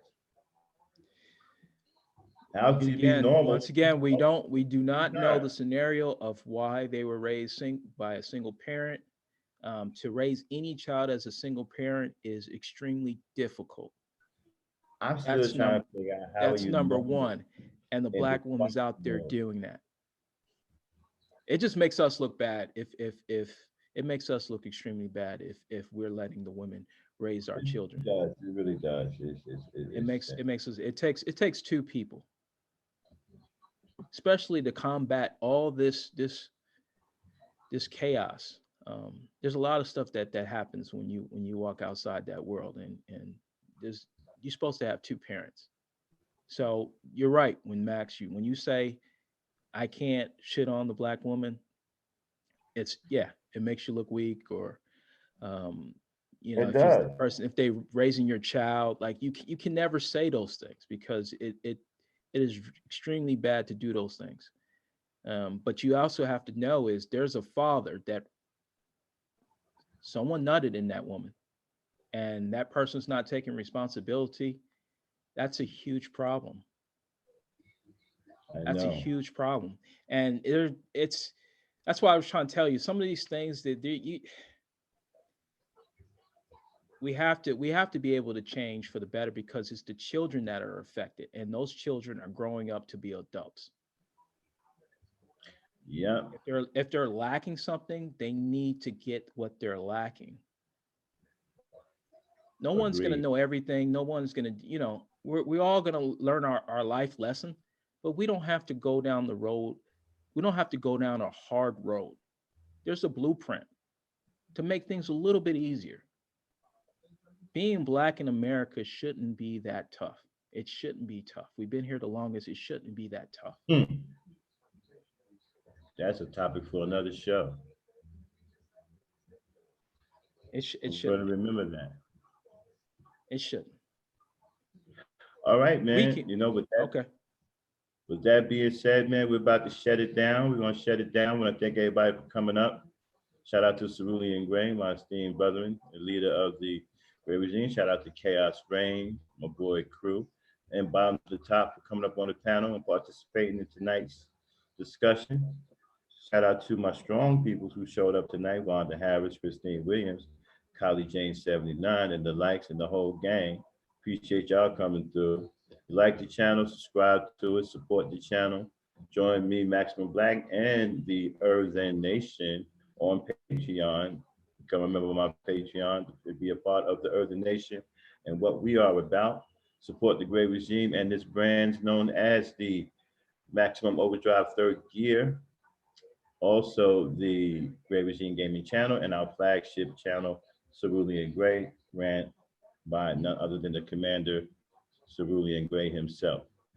And with saying all of that, people, I would like to say, remember, in Black, there is the power, and the people are the Black, and therein lies your power. Basically, I'm saying power to the people. Good night, everybody. Thanks for tuning in, and peace.